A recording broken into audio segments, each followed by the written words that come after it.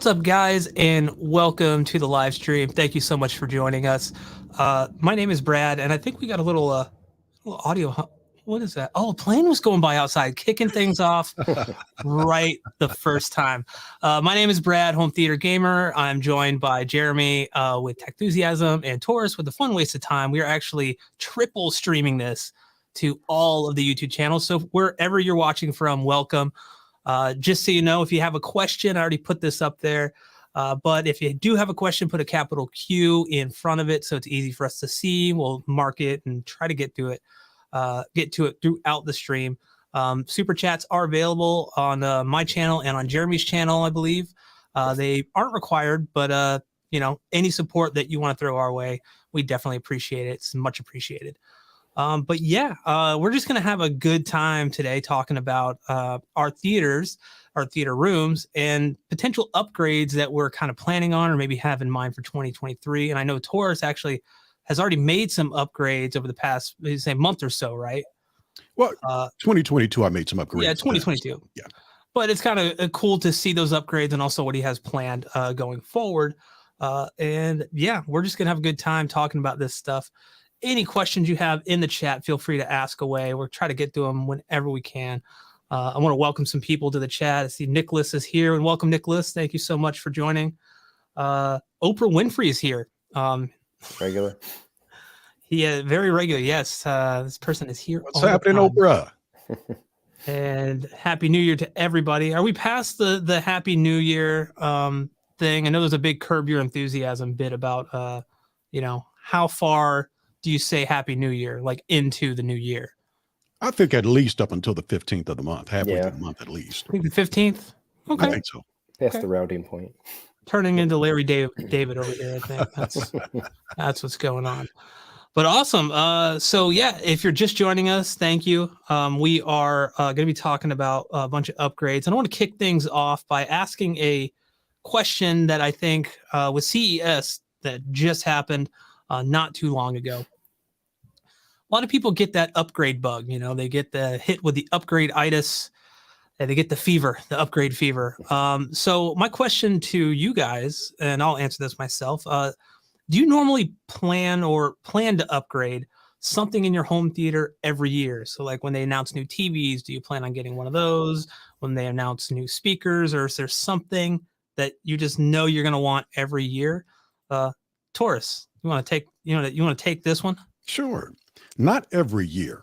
Typically, if there's something that needs to be cleaned up from what I originally had done, then I'll try to schedule a time and budget for it. But it's not an every year thing. I mean, in this hobby, you can get upgrade-itis really easily by looking at anybody's YouTube channel. Looking at your channel, Brad. Yeah, I've been wanting to upgrade stuff. Really? Really? Jeremy's channel. You know what I mean? So I kind of balanced that out. And I did make some upgrades this past year that we'll get into. Yeah. And I do have plans for some things this upcoming year as well, but not really every year. I don't think my wife would, the boss, I should say, would approve the financing on that. But she's already approved enough that, as you shared with me. Yeah. So, but you got a lucky one there. Yeah, I mean, you're very lucky because you guys talked it over and you got some new upgrades that we'll talk about soon. So, very, very awesome. Jeremy, what about you, man? Yeah, I would say there's always something in the course of the year. I will buy or upgrade something. If I think about the types of things that I buy every revision or every year, probably a GPU for the gaming PC. I don't think I've skipped a generation since the 1080. And I'll buy a new Apple TV every time it comes out for sure. Yeah. It's so funny that you say that you haven't skipped an upgrade since the 1080 on your PC. I'm still running a 1080 Ti in my PC. Let's go. It's time. It is time. That's another one I need to add to the list, Brad. I need to get approval for. Oh, you need a new PC. Oh yeah, man. Your PC is ancient. I mean, not ancient. How old is it? I built it back in 2017. Okay, and so it still works fine, man. I still get 60 frames per second on just about everything that we play. Don't always play at 4K, but usually 1440p is about where I can play at. and get a Yeah. fantastic image on that big 65-inch diagonal screen. So no complaints right now, but I'm thinking the next year, okay, I had upgrades last year. I got upgrades I'm planning to do this year. And then maybe next year, I'll try to upgrade the PC. So Yeah. There you go. yeah, I guess over the last couple of years, I have had some things I wanted to upgrade. Yeah.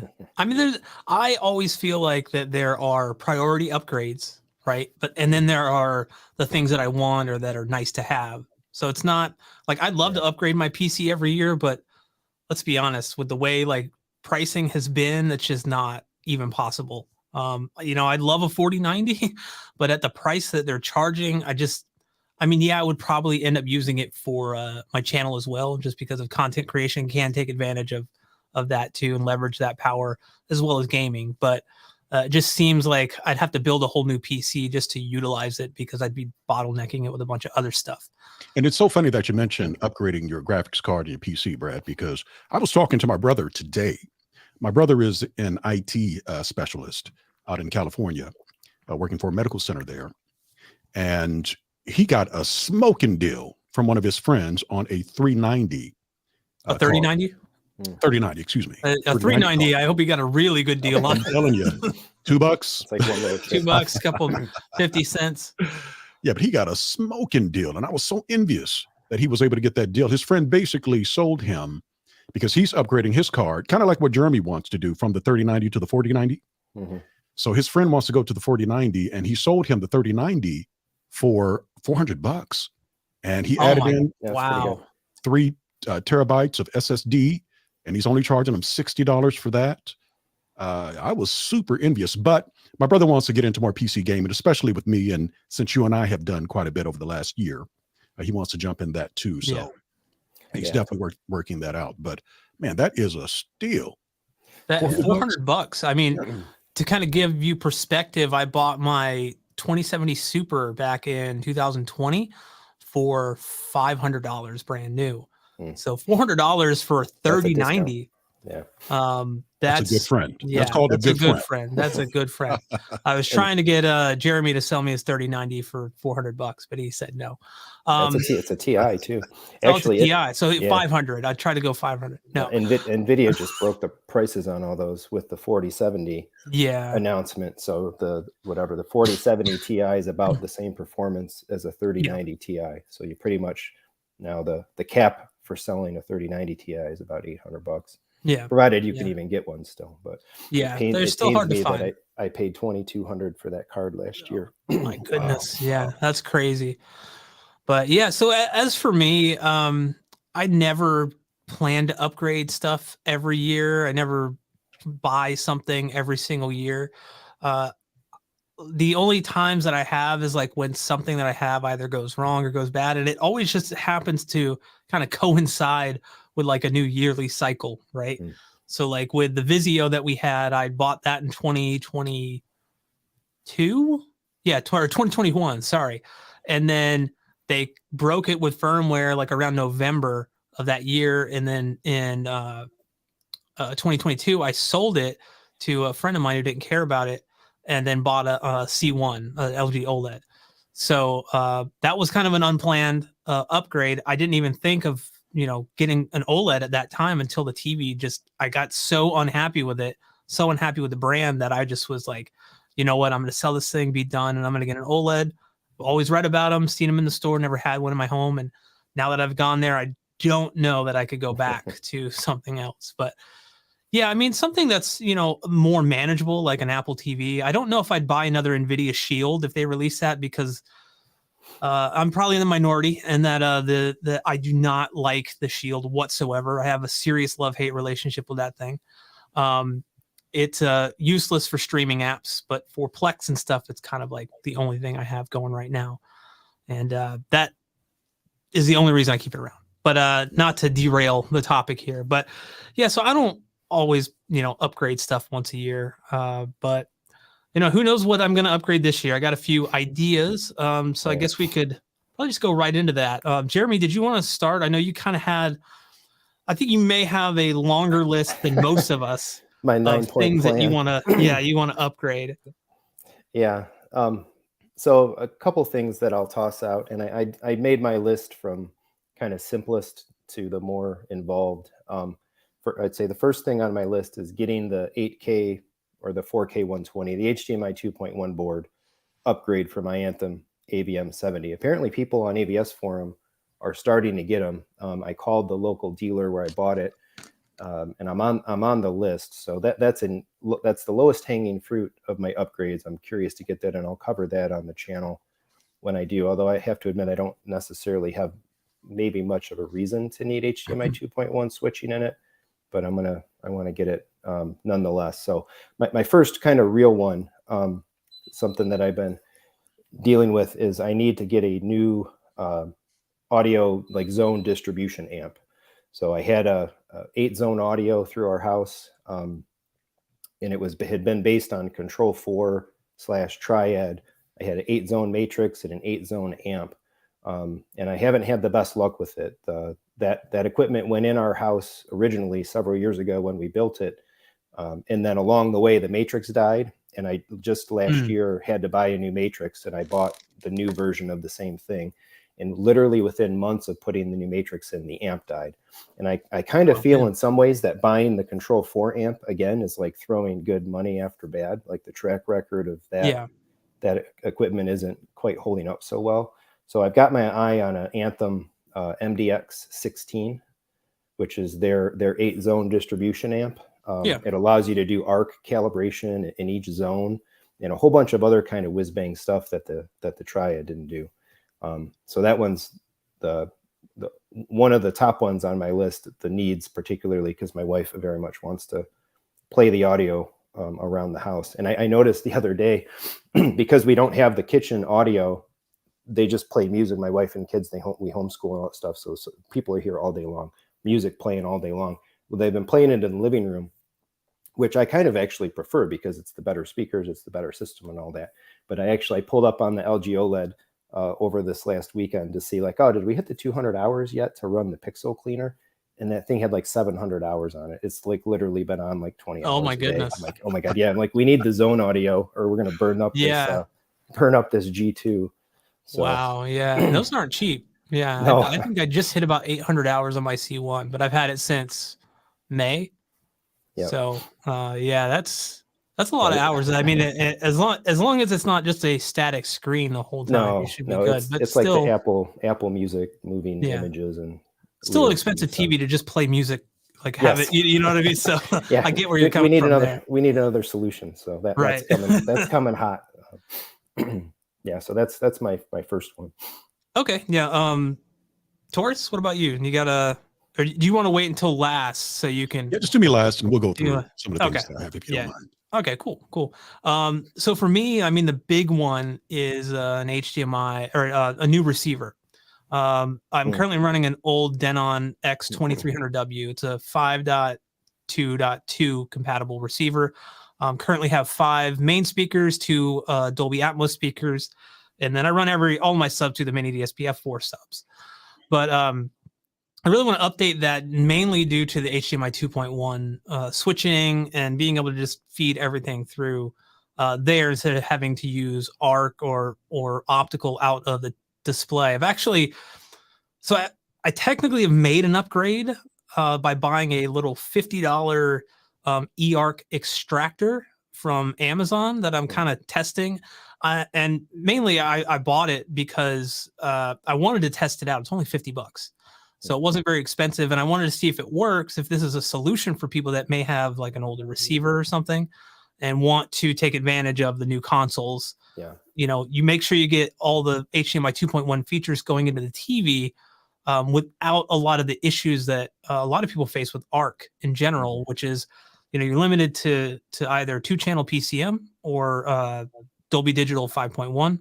Yep. And you can't access Dolby Atmos on the Series X or anything like that, which is kind of crappy. You know, even like the PCM stuff, like the 5.1 and 7.1 PCM, just from doing the testing here, it completely works. It actually, my receiver does not support eARC whatsoever, but with this little device, I'm actually able to get Dolby Atmos, linear PCM 7.1 sent to my receiver with 0 audio delay. So that's kind of like a little upgrade I guess I made already to kind of tide me over until I can get a new HDMI 2.1 receiver, because I'd rather just not have this little device in the whole chain, because it can complicate things a little bit, you know? So that's kind of like my big upgrade that I really want. And I'm kind of working with a specific brand right now, speaker company, that will hopefully provide me with one for a long-term lease, and I could buy it at a discount at some point when I get the funds available. But yeah, that's kind of like my first one. I was just going to say what's on the short list, but if you can't talk about it yet. I mean, it's so the one they offered to send me was a Denon X40. I think it was a 4700H, but they said they may be getting the 3800H in, because the whole plan was this company is launching amps pretty soon too. So they wanted something with pre-outs that they could then send the amps to me to review. So it's kind of like cool. this whole thing. Plus I could, well, I'll talk about that in a second, but I have some speaker upgrades that I really like to do once that happens as well. Got it. That 3800, I think, is a super sweet spot in terms of equipment that was announced last year, latest models from any manufacturer. Yeah. In terms of all the stuff they packed in that thing for the price. That's a sweet grab. They wanted to send me something way more expensive, but I kind of said, look, if I end up buying this, I want to have something I can actually afford with the discount, because if it's just, you're like, oh, it's going to be $3,000. I'm like, I don't have $3,000 just laying around to throw at a receiver right now. So, but, so Tarrus, do you want to mention anything you plan, or you're planning to upgrade right now? Or do you want to, cause I know you had a bunch of stuff that you've done that you wanted to go over. I mean, we could do that now. What I can do right now is maybe talk a little bit about what I did this past year, if you guys don't mind. Yeah. Let's break up the conversation a little bit. Well, over the last couple of years, actually, I have made quite a few upgrades. Back in 2020, I think I bought the NX9 back in late 2019, 2020. I remember when you did, and you were kind of bragging about it, but rightfully so. I was over the moon, man. Dude, it's so much money, and you have to brag about it, But that was 2020. Then the year after that, I got the Kaleidescape. And so over the years, there have been some upgrades that I've made, going back to that original question that you put out there, Brad. And this past year, I didn't do any major upgrades when it comes to spending a significant amount of money in order to improve my theater. But what I did do didn't cost all that much. It was about under $1,000, and it improved the performance of my theater drastically. And what that was is, in my theater, I have diffusers and absorption panels all around the room, and close to the screen actually is blacked out, the screen stage, with velvet and GOM fabric on the sides and on the ceiling, and the stage floor is black carpet. So it's basically like a floating wall around the screen. So you really don't see a lot of glare around the screen. But once you come off the screen a bit on the side walls, the diffuser panels that I have there, they were glaring light off of the screen a bit. And I never really found it super distracting, but I did know eventually I wanted to get that taken care of and tightened down. Yeah. And this was the year that I was actually able to do that. And I'm going to share some images with you of what it did to my room, if you guys don't mind. Would you mind bringing that up, Brad? Yeah, do it right here. So this is my theater, looking from the back to the front. And as you can see around that screen, it's pretty tight. There's not really a lot of light glaring off or around that screen, on the sides, on the ceiling. It's pretty tight. Now, if you look at the diffuser panels, those plastic panels along the left and right walls, you see that light is glaring off of those panels, off of those diffusers. Yeah. And that was the thing that I knew I wanted to take care of. And what I did is I called around San Antonio, found some upholsters that actually upholster furniture, to see if they'd be willing to cover these panels with fabric and be able to do it well enough to where it didn't damage the panels, basically. That was what was important to me. And so I found someone that actually could do it. He did a fantastic job. And I went to Joann's, bought the fabric that I wanted to get, and took it down to the upholsterer, gave him a couple of days to get it done. And he came up with this. That's the difference from adding some light absorption fabric. Yeah, you could definitely tell on those panels. on the side there. And look on the ceiling too. Look Yeah, how yeah, it kind of cleans up the ceiling as well too. It dims it quite a bit. So That's it awesome. really, really tightened it down. So when it's dark in the room and the only thing I'm doing is playing movies on that screen, it is beautiful around that screen stage. So that was one upgrade that I made this past year to the theater. The next thing that I did is all of my seats have bass transducers in them. When I bought the seats, I actually bought the sound shaker bass transducers at the same time. And each row has its own amplifier to be able to control the frequency difference. And the feet that actually came with the chairs, they were these really small stock feet, about 1/2 inch, really hard plastic.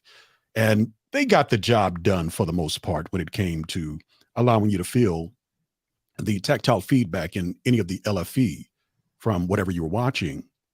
But the problem was because they weren't decoupled from the floor all that much, they would kind of violently shake the seats from time to time, depending on how deep the LFE was, the bass was.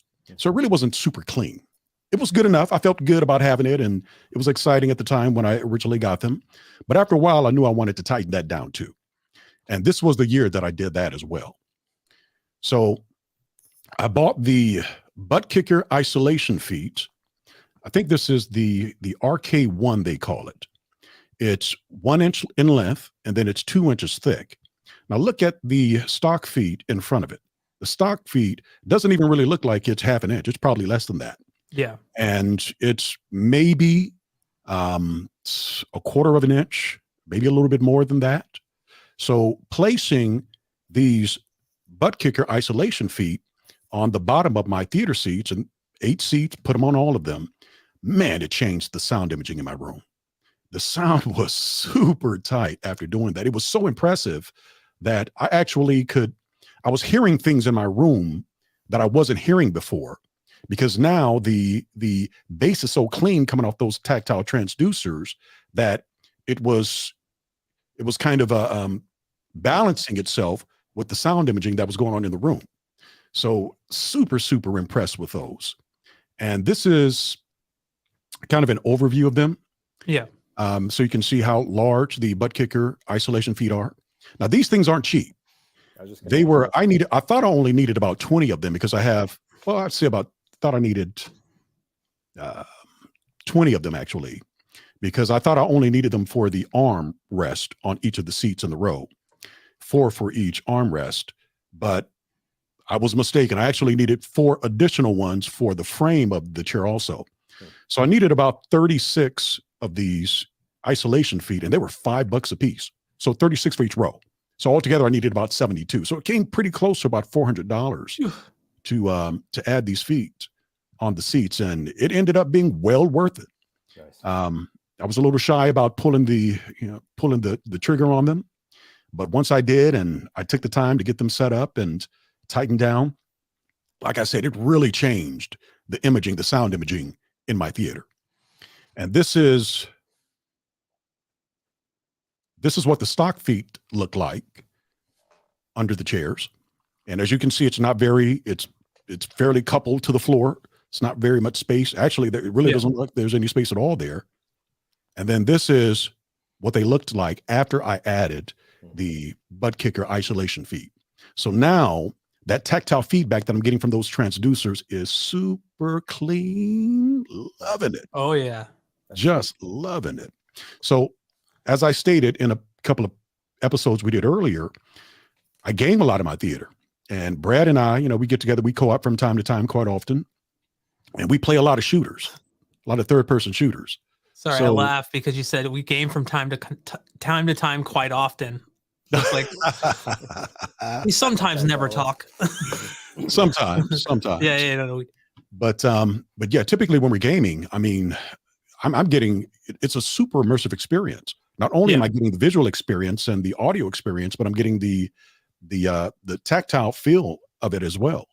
And it's just an awesome feeling. If you have bass transducers in your seats and you haven't decoupled them from the floor with isolation feet specifically for them, I highly suggest you do it, because it will change the way you feel about your transducers more than likely.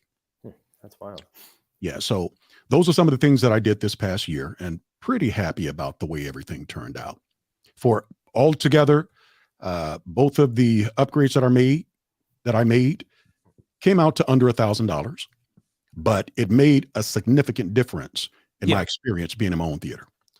Yeah. And, that's, I think, a testament to sometimes you don't have to spend a lot of money. I mean, I know like $1,000 is a lot of money to a lot of people. It's a lot of money to me, but kind of in the grand scheme of things, with you're making kind of these permanent upgrades. These isolation feet aren't something that isn't something that's going to go bad, right? Like years ago, not a year or so ago, I reviewed the SVS isolation feet.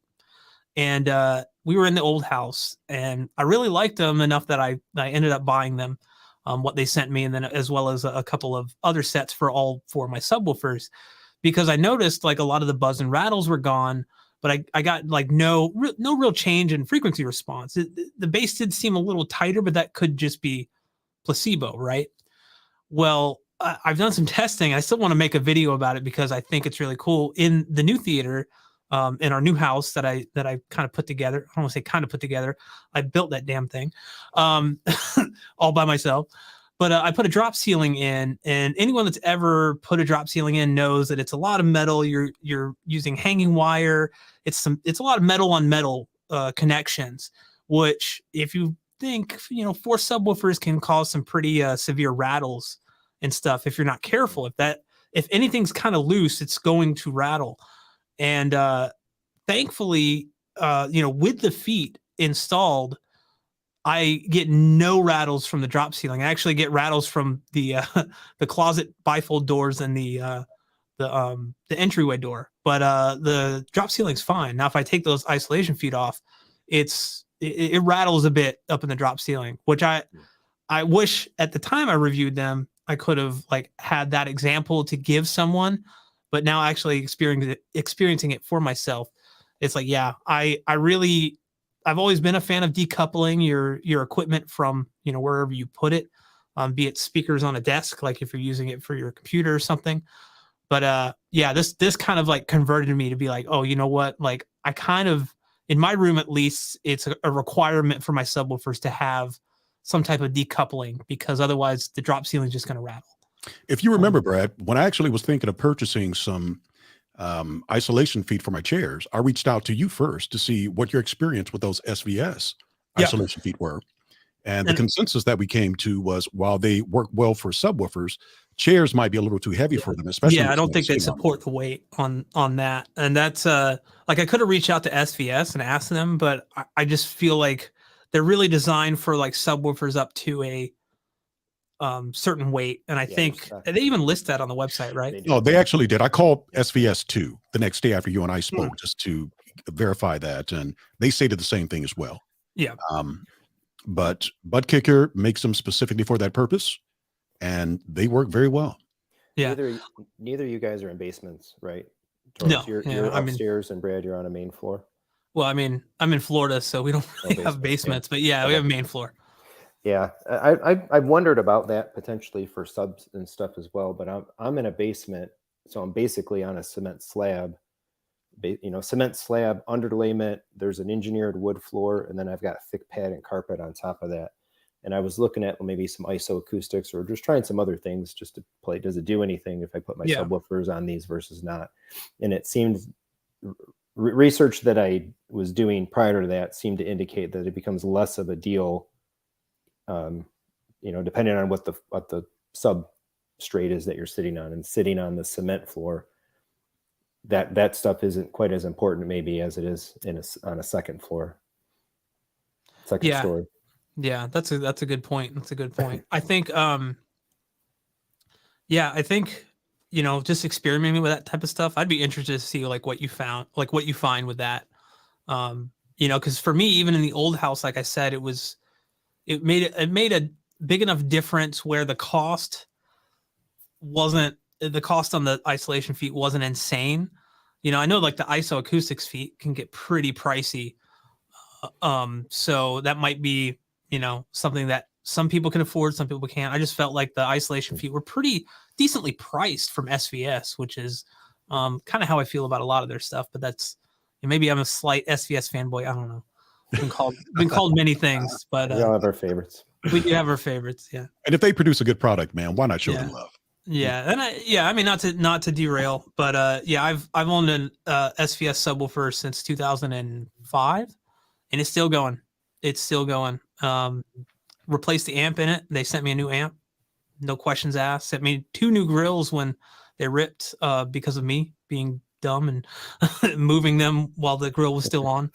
And yeah, I just really like their customer service, and I think that goes a long way. But yeah, enough of that. Jeremy, what do you have next on your list, man? So my next item is controls. I'm curious as well. Maybe if Tarrus is going to consider the same thing. So the Control 4 Halos are due Q1 here. I've been slumming it with my $500 Neo. That's one of the worst technology purchases I've ever made. Hey, don't feel too bad. I bought 4 of those things. Yeah, we complained about them, I think, in prior conversation. But suffice to say, my living room one is smashed and non-functional. The theater room one has image retention on the screen and all kinds of problems. So I'm jonesing to e-cycle those and move on to these Halos as soon as they come out. So I don't. Are you gonna get them as soon as they come out, or are you planning to maybe give it a little time to see what people are saying about them? It's typically, I've learned, I've been an early adopter on quite a few things in the past, and you end up getting a little burned about 1 year to 2 years in. And then you hear about a lot of other people's experiences with the product that you purchase. Yeah. And it makes you think, you know what, if I just waited a little bit longer to hear what everybody had to say about it, maybe it would have been a different situation for me. Yeah, that's what I should have did with the Neos. Now that I'm already in on the Neos, I think I'm just jumping in on these as soon as they come, because I can't stand these Neos anymore. And the ones I have are not even fully functional to the way that they're supposed to be functional. I'm still a little mixed whether I'm just going to go for there's a touch version of the Halo and a non-touch version. But working with Dan, the integrator that I've had on the channel a couple times, I assume that I'll be able to get my hands on both of them and play around with them and experiment before kind of committing to whatever I actually want to buy. But as soon as I can get it, I want those ASAP, because right now, for all this Control 4 stuff and all this automation stuff, at least in the living room, I've still got the LG TV remote and the Apple TV remote and the Neo like sitting on the coffee table. It's like this is the worst frustration of the whole point of having the control system is to take these other remotes and put them away permanently. And I'm always reaching for them because the Neo fails, and that my LG G2 actually has some other problems as well. They're coming Friday to hopefully replace a power board, and maybe the thing will actually turn on and change inputs like it's supposed to. It's funny, Jeremy. I actually still use my SR260s quite often, actually, even when I have a Neo right next to it. Only because that tactile feel, it works. It's so much better. It just feels much more clean, and you know exactly what you're hitting. Even when it's dark, I know exactly what the buttons are, and I'm not having any issues trying to deal with that touch screen at all. No, it's terrible. My Neos haven't been all that bad. I'll be honest with you. Like I said, we purchased 4. We probably should have gone with just 1 just to test it out before we actually bought the other 3. Because my wife actually doesn't even really like using the Neo. She uses the SR260 as well. But I'm right there with you when it comes to that. I'll probably wait. I make it 1 of the Halos when they come out just to see how I feel about it, and to see if it's really worth investing in.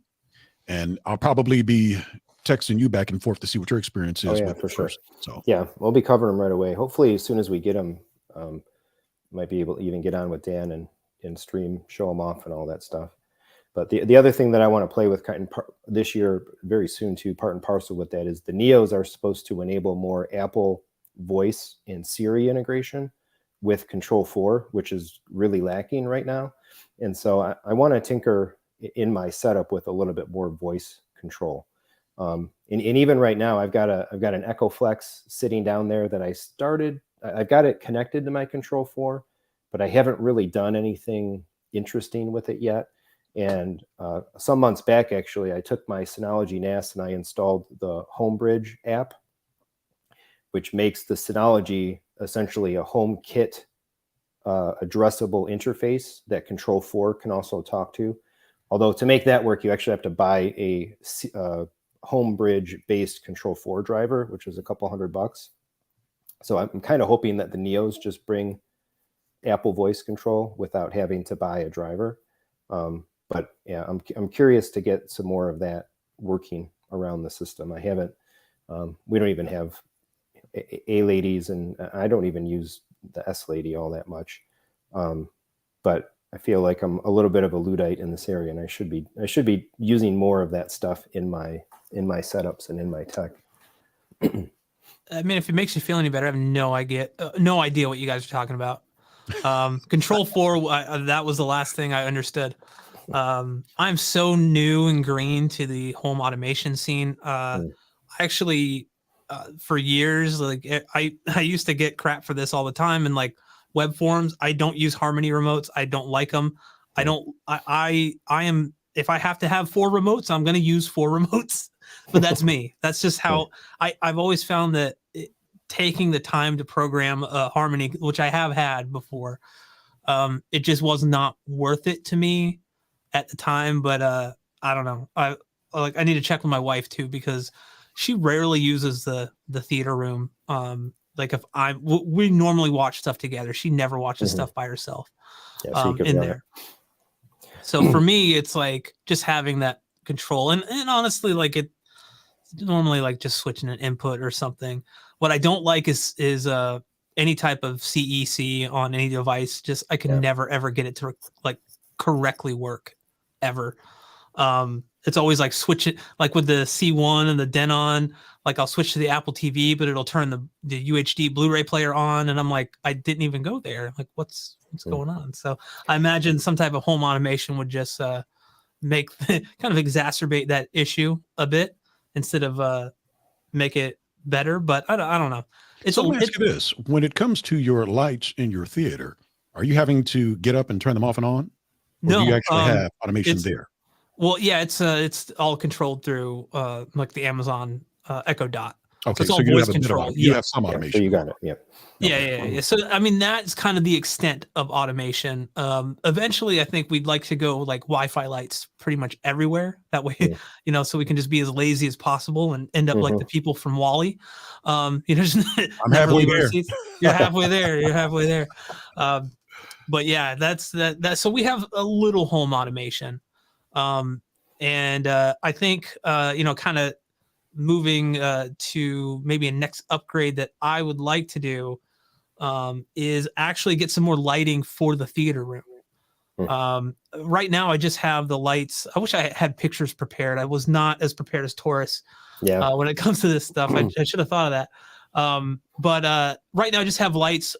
There's like LED strip lights under the entertainment stand, and then some LED strip lights behind the display as like a bias light. So normally I have the TV stand light off when I'm watching a movie or playing a game, and then I have the bias light behind the TV very low, like 1%, like as low as it can go, just to kind of get a little light on the curtains in the back to reduce eye strain if I'm going to play for 2 or 3 hours at a time.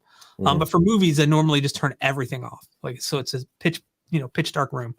But I'd like to get something to kind of accentuate maybe the acoustic panels, because I have 9 in the room, and they're about I can't even remember now. It's been so long since I made them. I think they're about 6 or 8 inches off the wall. About 6 or 8 inches. And so there's a big gap behind them, and I could easily put LED strips on the back of the acoustic panels, like on the frame. That'd be cool. So that would be pretty cool to have all 9 just kind of illuminated, with like some RGB lights or whatever. And then I don't know, I don't have any actual, I have some old lamps in there, and I just really, they're from IKEA. They don't really fit with the whole kind of aesthetic that I kind of had an idea of when I built the room. So I don't know. There's kind of placeholders right now until I could figure out something else. I may go. I'm basically just trying to forego running extra electricity to the room. There was no ceiling fan, no ceiling light or anything in that room at all, and I really don't want to have to drop a new electricity line because that's kind of out of my pay grade a little bit. You know that. Well, that you know, might be- maybe that's not an upgrade you're planning to do within the next year or two. Eventually, you get around to do it. The great thing about your room is you have an attic above you. So when you do get in a position to where you can get those lights added, it'll be a lot easier for whoever you choose to do the work for you to get up there and get it done. It makes it a lot less expensive than if you have a floor above you and then you have to try to add anything to the room at that point. So when the time's right, I'm sure you'll know when it is. Yeah. Oh yeah. And I don't even know like if you know, I thought about getting some kind of, you know, RGB LED can lights to put in the drop ceiling, you know, just kind of because they make really small ones, really flat ones that, I mean, the drop ceiling panels are easy to cut into. You know, I've cut into like 4 of them so far to put like speakers up in different positions and different configurations just to test some stuff out. But yeah, that does make it easy. The ceiling though is actually like vaulted, so it like goes up like right in the center. So you can access it from one side easily from the attic, but getting to the opposite side is almost like impossible. Although I'm sure people can do it that, you know, are used to that kind of stuff. I look at it and I get scared. I'm like, I don't want to go over there. Work. For them, it's a big benefit. The fact that they don't have to tear down your drywall, run lines, and then try to you know squeeze it through the studs to make everything work. It's a lot easier to do it that way, even if you have an oddly shaped attic. Yeah, it's definitely an oddly shaped attic. It's an oddly shaped house, you know, in general. I remember I initially planned to run Cat 5 or Cat 6 cable in every room. And when we moved in, I got up in the attic. I was like, well, that's not going to happen. I'm not going to be able to do that. I ran it to like 2 rooms and I was like, these are the 2 most important rooms, the office and the theater room. So that's why we need. But yeah, so that's like kind of something I definitely want to upgrade this year. If Govee would just return my emails, we could work together. Come on, guys. Tarrus, did you want to go next and talk about some stuff? Or Sure, absolutely. We can start here. Well, over the last few years, as I've stated, I've upgraded a lot of the items in my video chain, projector, Kaleidescape, and that kind of thing. But I've always known that my theater, the audio in my theater, needed to be better placed, basically. So that was what I wanted to do this year. And in order to do that, there were a couple of things that I actually needed to purchase. And I want to give a shout out to a few people. The first is Matthew Blair of Blair High Performance Solutions. Matt is a fantastic guy, a wonderful dealer, and he really knows the products that he actually sells. So when I got approval from the boss to upgrade the theater, he was the first one that actually called, texted, and started going back and forth with him about some things I was looking to do to get his input. I have a local dealer here that I work with from time to time quite often, but I usually like to go through Matt because as originally a fellow home theater enthusiast, now he's a professional in the industry. But because he's familiar with the hobby and folks that are in the hobby, I typically like to purchase my equipment from him. And so we talked about some of the things that I could do in order to get that upgrade going. Originally my plan was to go from a 7.2 with 6 subwoofers, .4 to a 9.2 with 6 subwoofers, .6. But things have changed a little bit. But even still, I needed a new processor because the processor that I currently have is the Denon X6300H, which came out back in like 2016. And I think I bought it in 2017 or so. And it's only 11 channel processing. When I set up my theater, 15 to 16 channel processing wasn't available back in 2015, 2016. So, and we were a few years away after I had my theater done from that type of processing being available.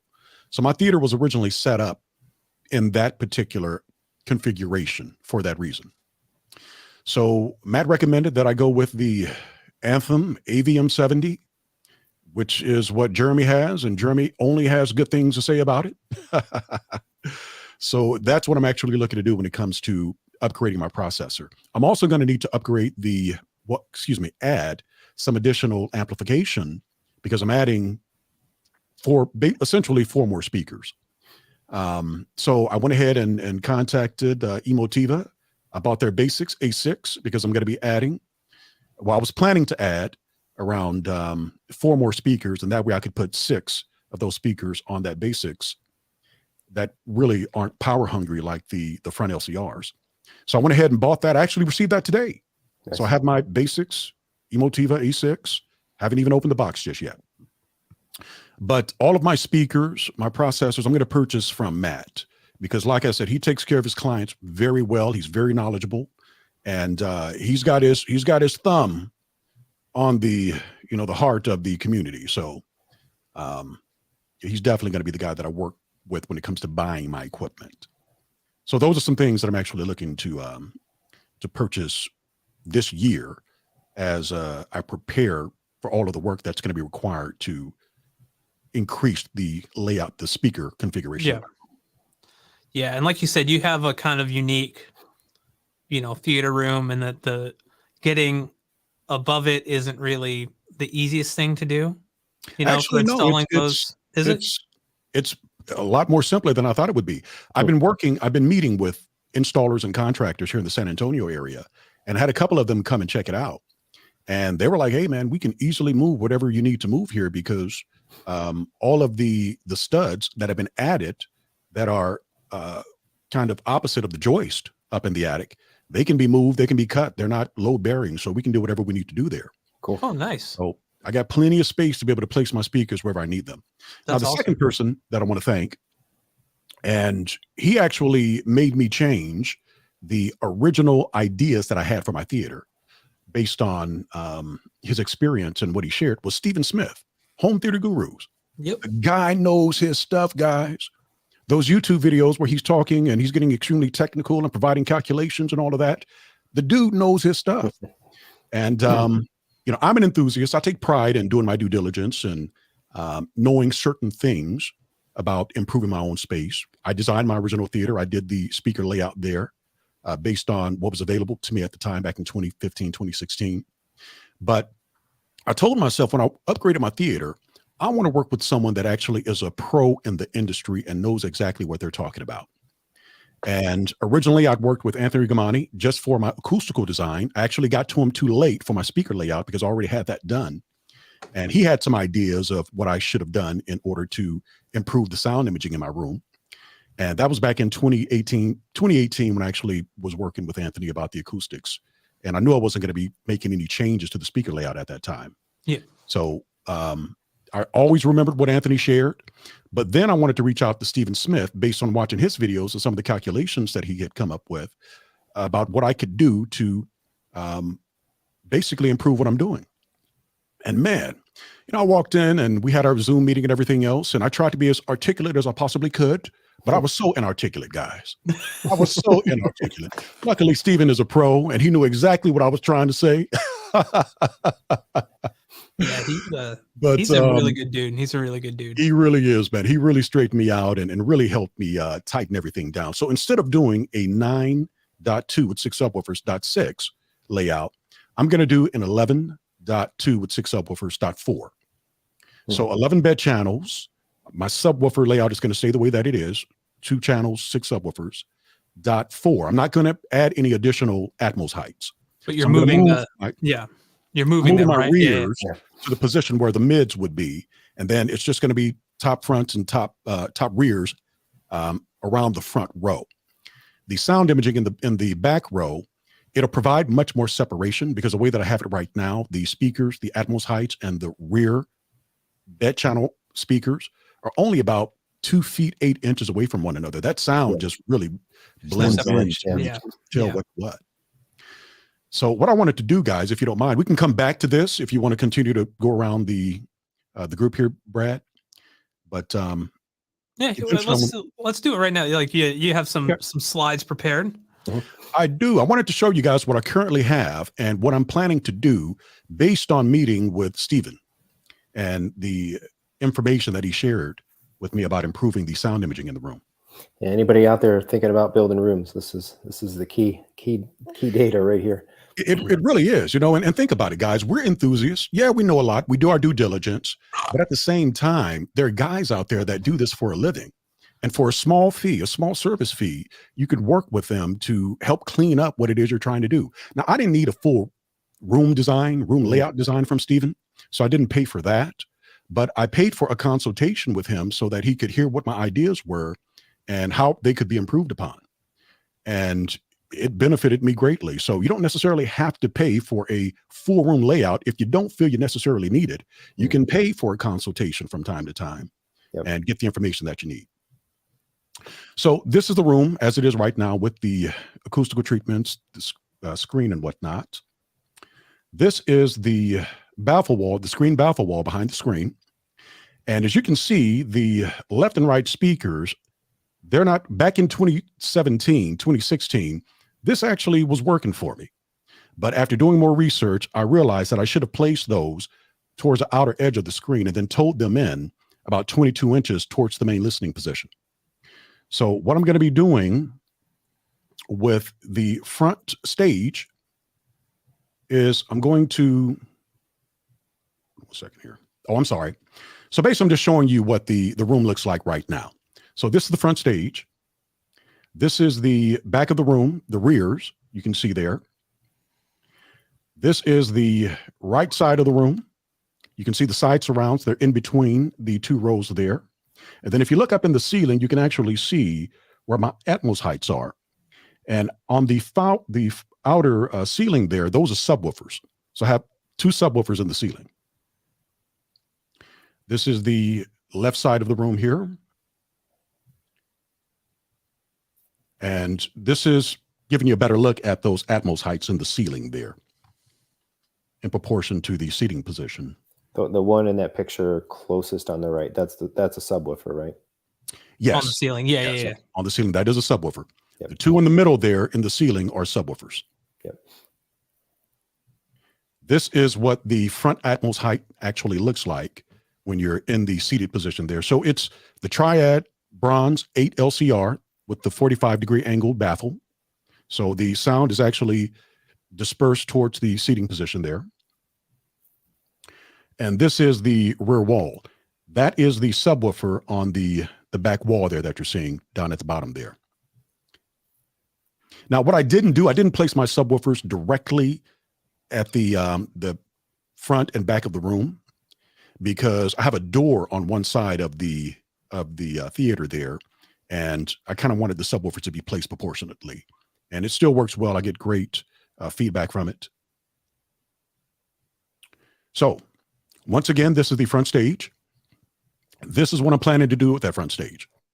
So I'm going to move the speakers from here, the left and right, to the outer edge of the screen. And then I'm going to tow them in, 22 degrees so that they're facing the main listening position at 45 degrees. That's what I learned from Anthony Gramani. This is what I'm planning on doing with the front wides. So the front wides are going to be placed about 45 degrees from the front of the room to the sides of the room. So 45 degrees between that. That's where they would be placed. And this is the current configuration of the seating area in the room. So those side surrounds are pretty close to being in between the 2 rows there, but really they're about 100 degrees behind the front seating position. And that's what Anthony Gramani typically recommends. And then those rears there are, they're a little far away from one another. The sound imaging doesn't sound too bad, but based on what I learned from Anthony, I needed to do something different. This is what I'm planning to do in the seating area around the room. So each row, I'm going to add a set of side surrounds. I'm going to place them, and this is what Stephen Smith recommended. He recommended that I place them at 80 degrees in front of each row. Yep. So I'm definitely going to be doing that. Those rears that you see in the back there, I'm going to move those in to where they are within, say, 30 degrees of one another of the middle of the front seating position there. And that was something Anthony Gamani recommended. So I'm doing a combination of what Anthony recommended and what Stephen recommended.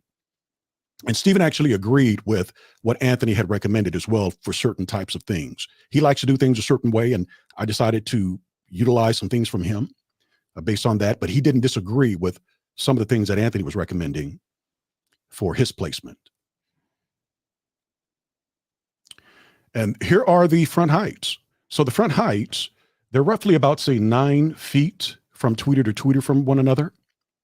And where they're positioned on the wall is about 55 degrees from the seating position there. So the distance from the seating position is fine, but they're spread out too far. Yeah. Yeah. This is what I'm planning to do. I'm planning to bring them in 2.5 feet from where they currently are right now. And that'll give me a nice 55-degree angle, pretty close to 55 degree from all sides, front and sides. And 6.5 feet away from one another, I'm going to tow them in towards the end of the row on the opposite sides. So all seats are going to be getting the sound dispersed to them. Now, this is what I was saying about the rear heights. You see where those rear heights are within those red boxes that I placed there, and where the rear bed channel is. Oh, wow. There's not a lot of separation between the two. Yeah, you're They getting some bleed serious. a lot. Yeah, you're serious bleed through, like on your there's no separation between the bed, like especially in the rear. I didn't know that. Wow. Yeah. You're gonna notice that. You're gonna notice a difference when you move those. I had that when I had the speakers inside my room before I did the rebuild in 2020. My heights up near the top of the wall on mounts were right above the surround backs, sitting on whatever, a 3-foot stand. And there probably was only 3 feet of space between the top of the surround and the bottom of the height, right in that line right there. And then not a lot of separation. Now I've got the tops up and above, and it makes and that was one thing that Stephen recommended, that I actually moved those, because originally what I was going to do in order to separate the sound and get a little more better imaging with those heights, I was just going to add a middle Atmos height and place it 30 degrees behind the front seats and 30 degrees in front of them for the most part. But Stephen was like, hey man, the separation that you got going right now is not going to work. You'd be better off just axing the third set of Atmos heights and just move those rears around the front row, front listening position. And that's what the plan is. Yeah, I think this is going to be awesome. You're going to have such a cohesive around you effect, and at your seat, 4 speakers, things up above, moving over side or front to back. Yeah, I'm really looking forward to it. So this is pretty much where I'm going to be placing those rears. I'm just showing you where they're actually going to go. And they're going to be towed in towards the listening position, opposite end of the seats. So that's how they're going to be towed. That's awesome. Man, you're making me want to add I need a new receiver, but that's what I was going to talk about next. Was adding 2 more Atmos speakers. I only have 2 right now. Hey, when the time's right, Brad, you'll be ready. Yep. So so this is how where the front actually, the top fronts and the top rears will be placed once I actually get them in the ceiling compared to where they were before. Awesome. So if you take a look at the very front of the picture, you can actually see where the heights currently are right now. Yeah. So they're going to be brought in about, say, 14 inches from where they currently are. And I'll show you how they're going to be aligned here in a moment. And they're 6 feet, so it'll be 6.5 inches roughly from, say, the front heights, 6 feet, 6 inches, excuse me, from the front heights to the middle height, to the rear heights now. So the front row will be proportionate to the placement of those Atmos heights. Equidistant in between them. Yep. And one thing that Stephen shared with me like I said, I tried to be as articulate as I could. I was talking feet. I was like, so I'm going to put them, roughly 6 feet, 6 inches from one another. He was like, Tarrus, we typically in the home theater, the pro world, we talk degrees. I was like, oh, okay. I learned a lot. I got to give the guy credit. Celsius or Fahrenheit? I'm telling you, yeah, serious. So this is what the room will look like, the seating area there, once I actually do everything that I'm planning to do there. Very cool. Yeah. Now, unfortunately, those side surrounds for the rear seats, I can't place those in wall because there's a window on the rear where the rear seats are on the side walls there. That's an exterior wall opposite where you see the rack there in the back. So there's a window there. So they more than likely are going to have to be placed on wall. What we may do is cut into the drywall a little bit so that they can be set back into the stud just a bit. And then I'm going to build a panel over them so that it'll match the rest of the aesthetic of the room. And then where the rack is over there on the, if you're facing the picture right now, it's the left side. There are wires. All of my speaker wires, my Cat 6 wires, and all of that terminates down that stud into the media closet, the media room, which is right next to the theater over there where the rack is. So I can't place them in wall there either. Yeah. We may cut into the drywall and do the same thing that we're going to do on the exterior wall, but I need room to be able to add speakers or add Cat 6 or any kind of wires later on down the line. So that's what we're planning to do there. Very awesome. So this is from the front to the back, and this is from the, this is from the back to the front, and this is from the front to the back. I might have said that wrong, but you get my point. Yeah. I think we got it. I think we can follow. Yeah. So that's awesome, pretty much what's going to happen with the room. And this is where the Atmos height placement is going to be. This is Anthony Gramani's slide that I took from him about where he typically likes to do his speaker placement with rooms that he designs. And those Atmos heights are directly in between the left center and the right center, and they're 30 degrees forward and 30 degrees back. And Stephen Smith has a kind of a different calculation, but it ends up being fairly close. Yeah, especially if you're using 45-degree baffled angled speakers. And I was trying to do, like I said, originally 3 pairs of Atmos heights, and unfortunately, there's not enough separation with how high my ceilings are. My ceiling is. Yeah. If my ceiling was, say, 9 feet or even higher, I could actually place those rear Atmos heights where I originally had them. But because the ceiling is so low, 8 feet, it just didn't make sense to have those rear Atmos heights where they were so close to the bed layer. So when does the project begin in earnest, and how long do you think? I had to, like, once again, guys, I had to get permission from the boss. I keep calling her the boss, but she appreciates that. To have buy-in, and for sure. Brad made fun of me because originally what I told him, I was like, hey man, I had to massage the idea with my wife about upgrading the theater over years. It took me about 18 months to massage the idea with her until she finally accepted it. He was like, I don't know if you want to say massage tours. I don't know. I'm like, well, hey, if it was anybody else but my wife, maybe it would sound a little perverted at that point. But this is my wife, man. Hey, I'm just calling it like I see it. My mind's in the gutter constantly. So I hear you. So yeah, so that's what's going on with the room. And like I said, once again, shout out to Matthew Blair High Performance Solutions. You're looking to purchase equipment, great guy to work with, knows his stuff. And he's in the process of actually building out his showroom. And he's doing some fantastic things there. So if you're not follow him at, I think his channel is, what's his channel? Brolic? Yeah, Brolic Media. Brolic Media. Yeah, so definitely follow him on YouTube. He's doing some fantastic things there. His Instagram account is Blair High Performance Solutions. And Stephen Smith knows his stuff, guys. I was a little leery about contacting a YouTube personality to assist me with my setup, but the guy is a pro, and he's built his brand to where you can see that he really understands what it is he's doing. So it makes sense if you're building your theater from the floor up, or you are upgrading your theater like I am, work with somebody that actually knows what it is they're doing. As enthusiasts, we take pride in doing our due diligence, like I said.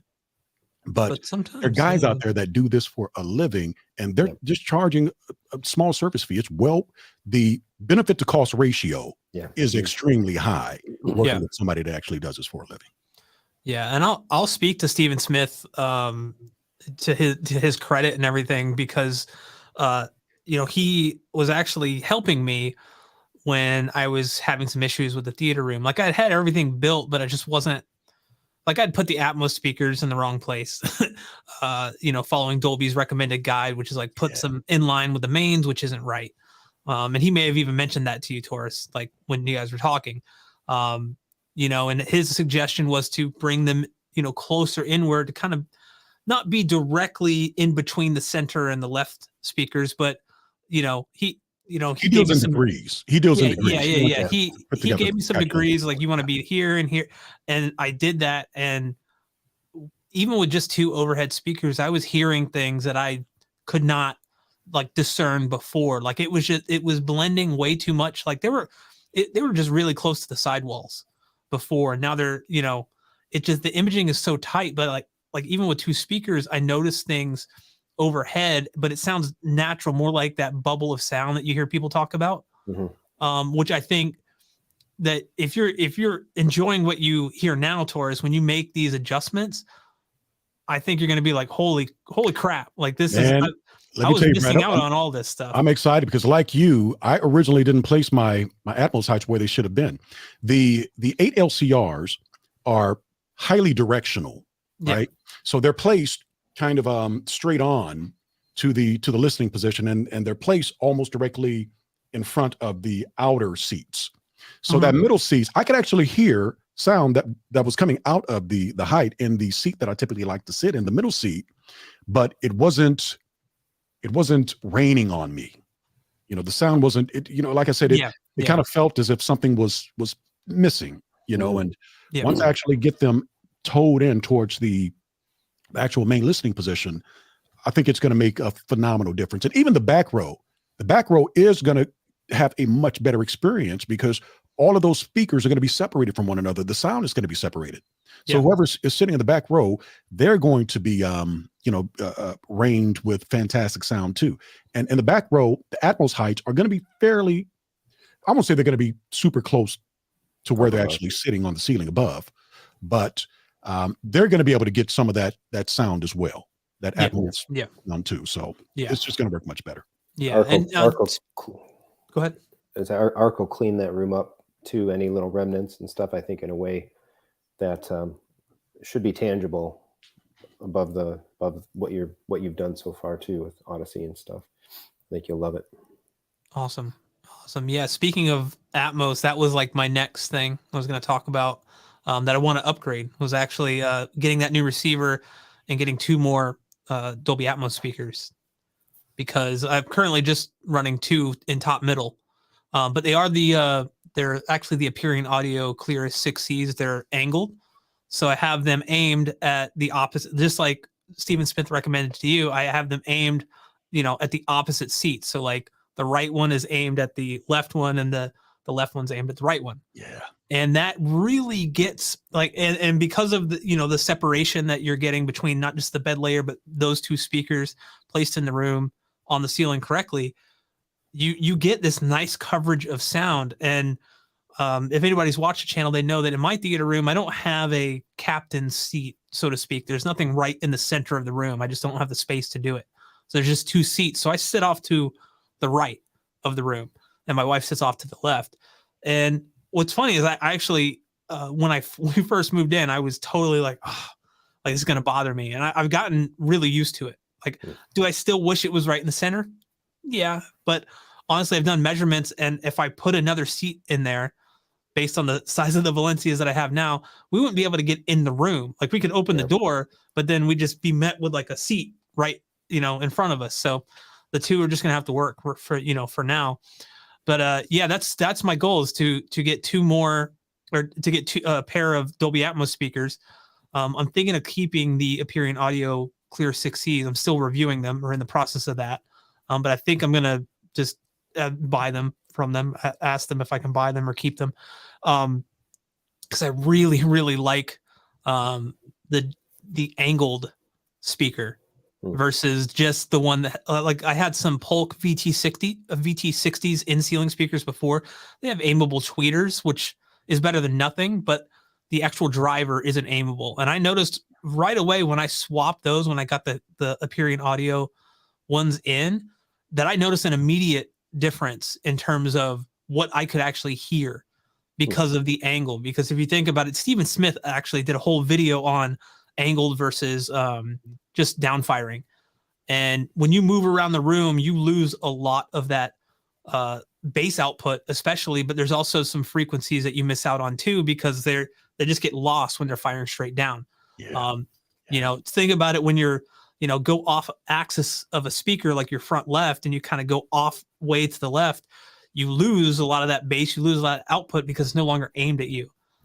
So yeah, that's going to be exciting. So I'm hoping to do a top front and top rear, no top middles because my room is not big enough. Honestly, I'm pushing it with 4 Atmos speakers. I really do. I want to experiment with maybe doing 7 bed channels at some point, but I'm so close to the back wall already that I don't know that if it would even be worth it. But you know what? If I have the capability to try it out, and I really don't have to, you know, pay a lot of money for it. If some company is willing to send me some speakers to like mess around with, then yeah, I'll definitely do it, make a video about it. But that's kind of like my next, the 2 big upgrades this year, the receiver and then the 2 more Atmos speakers, because I really just want to get that movement overhead from the fronts to the rears that you don't get with just a top middle. It's great, don't get me wrong, but just having that movement going from the front to the back. I don't know why I keep doing this. Every time I describe You're this, doing it because somebody, I do it a lot. I have to. With the drop ceiling, it makes it easy to do that too, right? Because you can just take the panels that your current 2 are in and move them to another section. And what's even better is I'll have to cut 2 new holes, but because of the way that I put the drop ceiling in, and also the way that the panels are, I could take those panels down and just use them as a cutout as long as I get the same speakers and just trace around it and cut. And that way it saves me a lot of like headache, because I had to figure out where to place them on the panel. You know, you can't place them right in the center. They have to be kind of placed in one of the corners, which is actually also beneficial, meaning that I could literally push the panel up because they're like 2x2 panels, move it. And so now I have 4 different positions within that panel. So I have like one here, one here, one here, that I could play around with.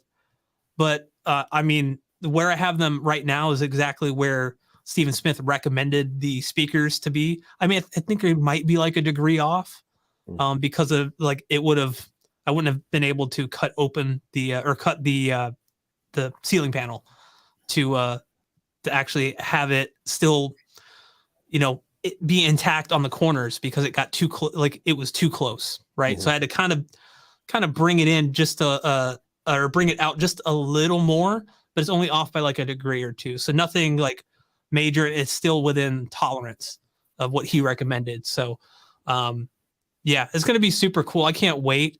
I'm probably going to reach out to him just to ask him a couple questions. He was honestly super awesome. He actually offered to design my room for free after I did it. And he's like, dude, you should have like reached out to me first, man. I would have helped you out, man. The YouTuber way, like we gotta help each other out. I was like, yeah, man, like anything I could do for you, you know?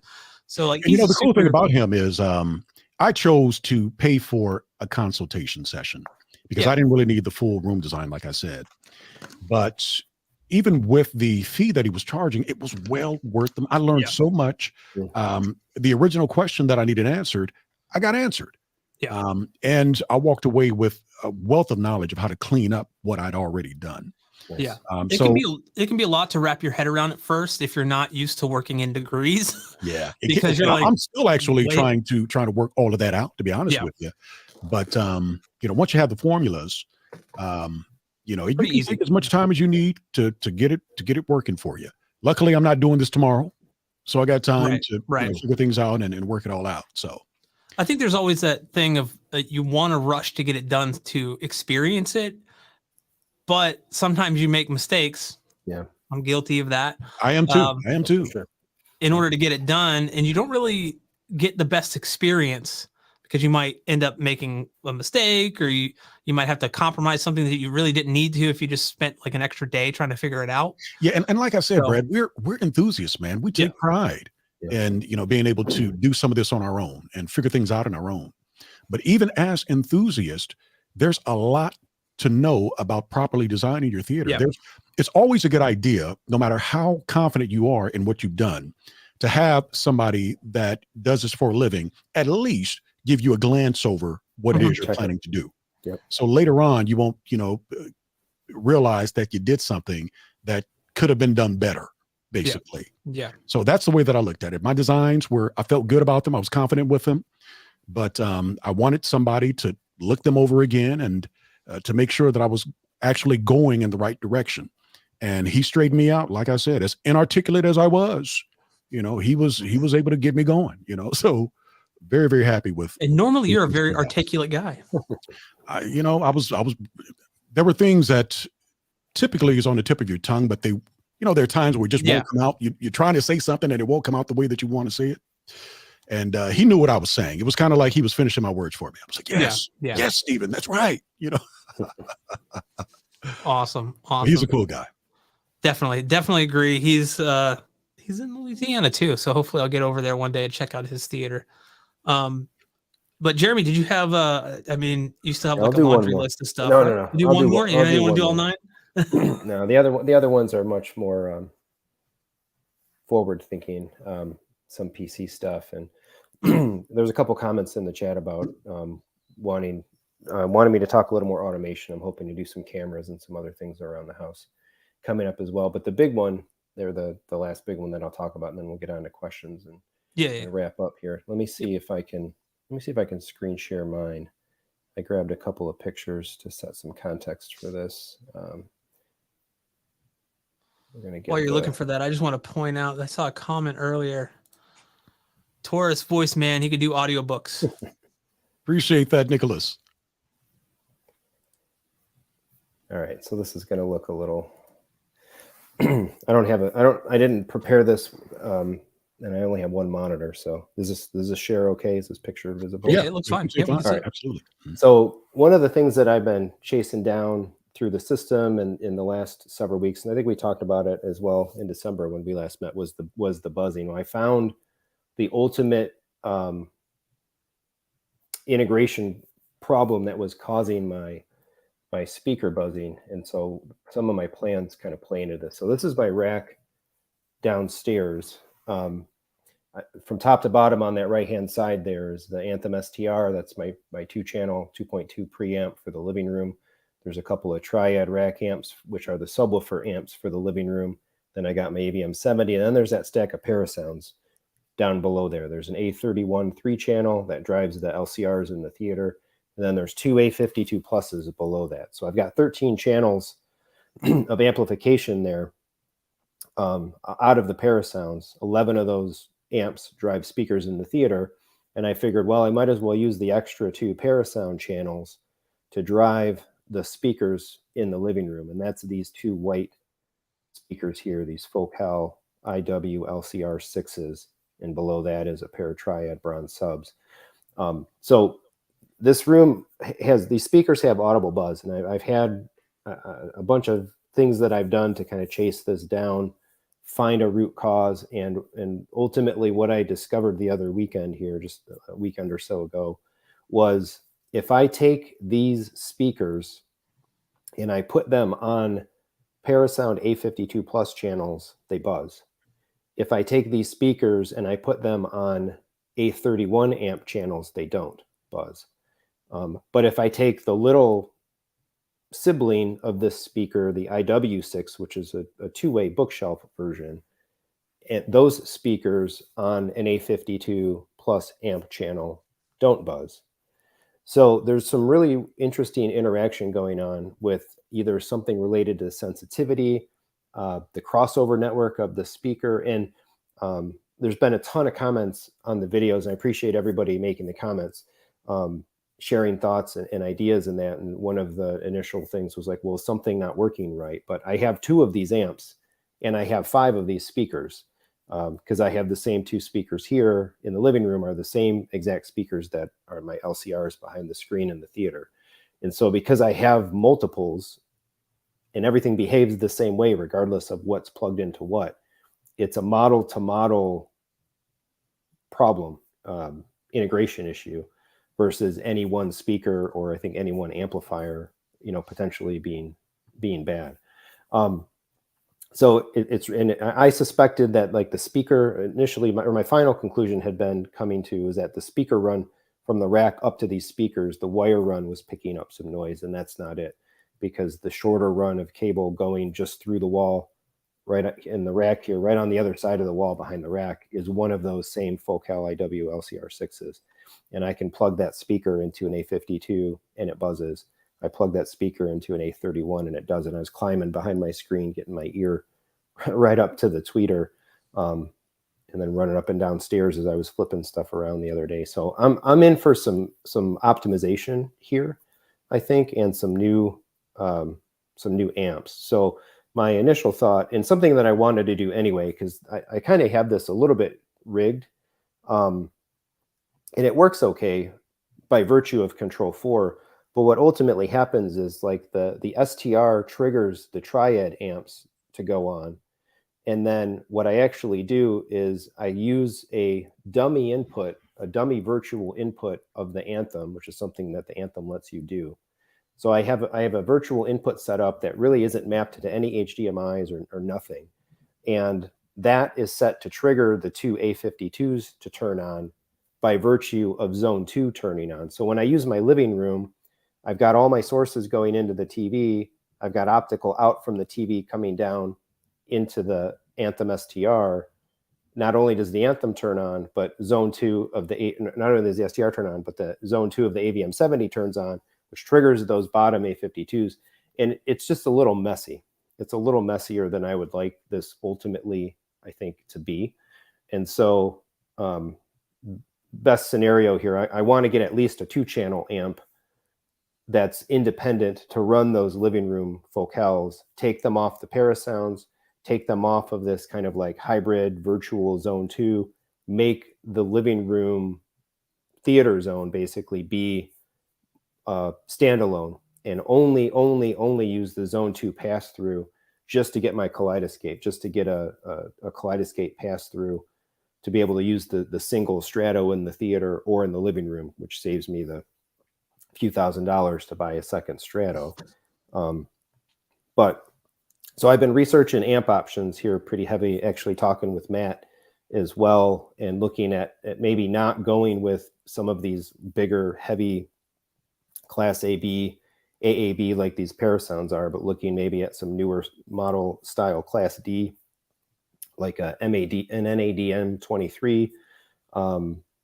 I really like the look of some of the stuff that Apple on Audio or the UK makes, but some of these like nice Purify Class D based amps. And so I can get to a phase 1 of this by picking up that amp and maybe shifting the STR and the triad amps and the new amp kind of to the upper left section of the rack, and still kind of run the audio for the zone from the basement, have all of the gear and the equipment and stuff in the basement, and the rack and everything will fit it. But that's getting that amp is kind of my first solution. I may even still consider trying something different even for the theater, which is perhaps switching to like an all Purify based amp setup. But I don't have noise problems that bother me in the theater. I kind of lucked out, I guess, because the A31 in those larger focals, it integrates better than those larger focals on the A52s. But in the theater, all of the speakers being driven on the A52s are the smaller IW6s. And so there's just a little bit of, I think, normal or expected hiss when you put your ear right up to the speaker. No audibly problematic buzzing and all of that. But I think longer term as well, I got some bigger plans for this space akin to what Tarrus is talking about, which is kind of shifting some things around a little bit. And so when I originally did this room, when we did the audio in this room, this is what it looked like. We had the Triad subs down at the bottom, and actually with Triad's recommendation, this bump out wall, when we built it, we had angled up here. This is before Atmos and stuff even existed. The LCRs for this room were up here, and I never really liked this after we did it. I had pro companies and folks recommend doing it like this, and I never really liked it. And so this is what we have, of course, now, with the speakers more flanking the TV and the Phantom Center, and I love this setup. But this pitched forward design with nothing up here is kind of goofy, I think, in many ways.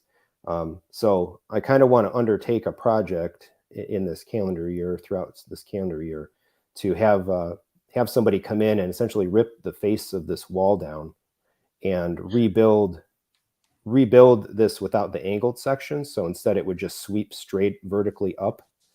And in doing so, I want to kind of open these channels to the left and right so that I can get some bigger, perhaps taller speakers in there. I think I'm going to have some opportunity, with the YouTube channel coming up, to maybe work with some brands and test some more speakers. And I kind of want to be able to do it with in-walls, because in-walls is really what architectural speakers is what suits my space.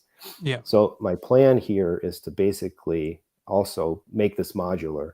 So instead of the speakers, whatever speaker is there being cut and installed into the face of the drywall, I want to have it built inset so that I can have a big sheet of MDF that I can cut to spec, put up inside the inset, cut for a specific speaker or speaker sub combination, and then have some acoustical fabric over that entire piece. Nice. Don't have to put the grills on and whatever. So if I get some Focal Utopias, I can test them. If I get some Perlison S series in walls, I can test them, or the Paradigm Founder series, or whatever it might be. I can have the speakers that fit me, or that I own for the space. But if I get some other stuff in for demo or review, I can put anything I want in there just by pulling off that acoustical covering, getting a $50 sheet of plywood or MDF, cut holes for the speaker that's going up. And I'm not consistently, needing to recut, redo drywall, repaint,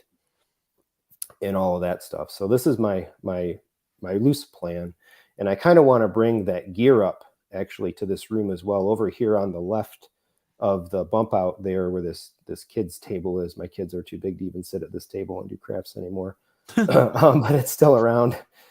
This is a really great spot to fit something like a nice little kind of salamander AV cabinet. This would be big enough to hold an STR and an amp or a couple of amps and whatnot. So if I can get that over there, then I can have that equipment in the room with me. It's not removed. I can change the cables. I can come out right down here on the side of this bump out, right behind that cabinet, in order to get cables and whatever I need to get to, kind of behind the TV. And I would be so much simpler for you if you did that, Jeremy. Yep. Some of the things like the pain points with even just controlling volume, or knowing, like, if something goes wrong with the control, what's on, what's not on, it's all in the room. Yeah. It's funny you mentioned that, because similar to my setup is similar to yours. My living room setup, actually. I have a 5.1 Triad setup in my living room, all architectural and walnut and ceiling. And all of those wires, the speaker wire, as well as the AVR, I have a X3300H upstairs in the media closet. So doing anything different than what I currently have would be quite a bit of a challenge, because the living room, the great room, is downstairs and the media closet is upstairs. So that means going between walls and everything else. Had I kept the speakers and the AVR local, I think things probably would have worked a lot better for me. Right. Because then I could do calibrations without having to have some super long wire, or trying to find a unique way to calibrate my system, because it's all the way upstairs. And you can't do that with the Marantz. Yep. Yeah. So that stuff will go there. And then I want to bring my PC up as well, because I'm tired of the integration challenges of having the gaming PC a floor down in a room over. So there's a really nice new case from Fractal Design. I like Fractal quite a bit. I build a lot with their cases. It's called the North. And it's actually like a PC case designed to fit the aesthetic of a open space, a finished space. It's got like almost these like wood slats on the front and whatnot. So I think I can rebuild my gaming computer into a Fractal North that can sit right next to that cabinet. It'll be gear in the room or whatever, and it'll all still pass the wife acceptance factor. And then this opens up more stuff for me too. Like I really would like to play around with some vinyl. Maybe that'll be more of a 2024 thing. If I get all this other stuff done, it at least sets me up, because there's nothing more painful probably than having a record player down in the basement when you're listening in the living room. But instead I could have that turntable sitting on top of that salamander right there. So if we want to play some vinyl in this room, or play around with some vinyl, cover vinyl, whatever on the channel, I'd be able to do that. And I look forward to a longer term upgrade in this space. I would really, really, really love to move from like the Focal Triad sub setup to the Utopias. I was just talking with Matt about this actually this week too. The Focal Utopias have it's the big version, top end version, but they have a subwoofer, this one right here, and these modularly go together, kind of seamlessly go together. They connect with the speak-on cable. Beautiful. And so you can get I would just do one Utopia ideally, and one of the Utopia subs integrated together makes for a single full range speaker that's basically driven by one amplifier, and I don't have to have separate amps for the subs. So my high level thought is to pick up a couple, migrate my way into this basically with an M23 today. At least gets the current focals off of the Parasounds. Hopefully it's dead silent, takes the noise floor down and all of that. But then if I'm able to make the speaker upgrade down the road, these M23s, you can bridge them and basically turn it into a monoblock. So if at some point in time I'm able to run a Utopia plus sub as a full range speaker, I could add a second M23, bridge them both, and then basically have 700 watt monoblock driving that massive line array. Nice. Whatever this is, 1 2 3 or 1 2 3 4 5 6 7, like 10 drivers off of that big M23, and it'll all be fitting right nice in this cubby, all integrated, hidden away, and just have this really, really great hi-fi setup. But in the space that we use and we're in all the time, which is the main thing I found, that I don't use my theater room other than to watch movies. I don't listen to music, and we don't do concerts and any of the stuff in there that I thought we might do. That stuff in the living room. I game. This is where I game as well. So yeah, there's a longer road there, and I'll probably do some more talking about this in some future lives as well. I was actually talking with Matt maybe about streaming together. The biggest one on the stream. So yeah, that's the big project with many steps, but I need to get this, still settle the rest of this amp stuff out. Yeah, that's I'm both envious but not at the same time of you guys, because my system is not anywhere near as complex currently, as you guys have it, especially like, both of you. I mean, I don't have a rack or anything like that. I'm just running an AVR and that's it. I mean, one day that will change, I'm sure, but for now it's what I got. You know what I like about that though is like you kind of build on the complexity. Wow, I can't even talk. You build on that complexity over time instead of everything at once, Yep. So it's easier to kind of ease into it in a way. Yeah. I really strive to have as few things as possible, doing as much as possible now. It's like, maximally minimalistic, I guess. There's another guy I've been chatting with. He's on ABS forum, Muscles ABS. He's actually the guy I bought the STR from. He's got a really great Instagram account. But we've been talking about, he's got one setup. It's a living room setup. And he's kind of migrating away from home theater in it. But long story short, he's got these like the top end Paradigm Persona speakers, the ones that are like they're $20,000 a piece. He just bought this like $15,000 Macintosh, and he's got these big rhythmic subs, and he's still got a center channel. And it's just like, man, like just go full bore. Like 2 massive tower speakers. They work full range. You don't need subs.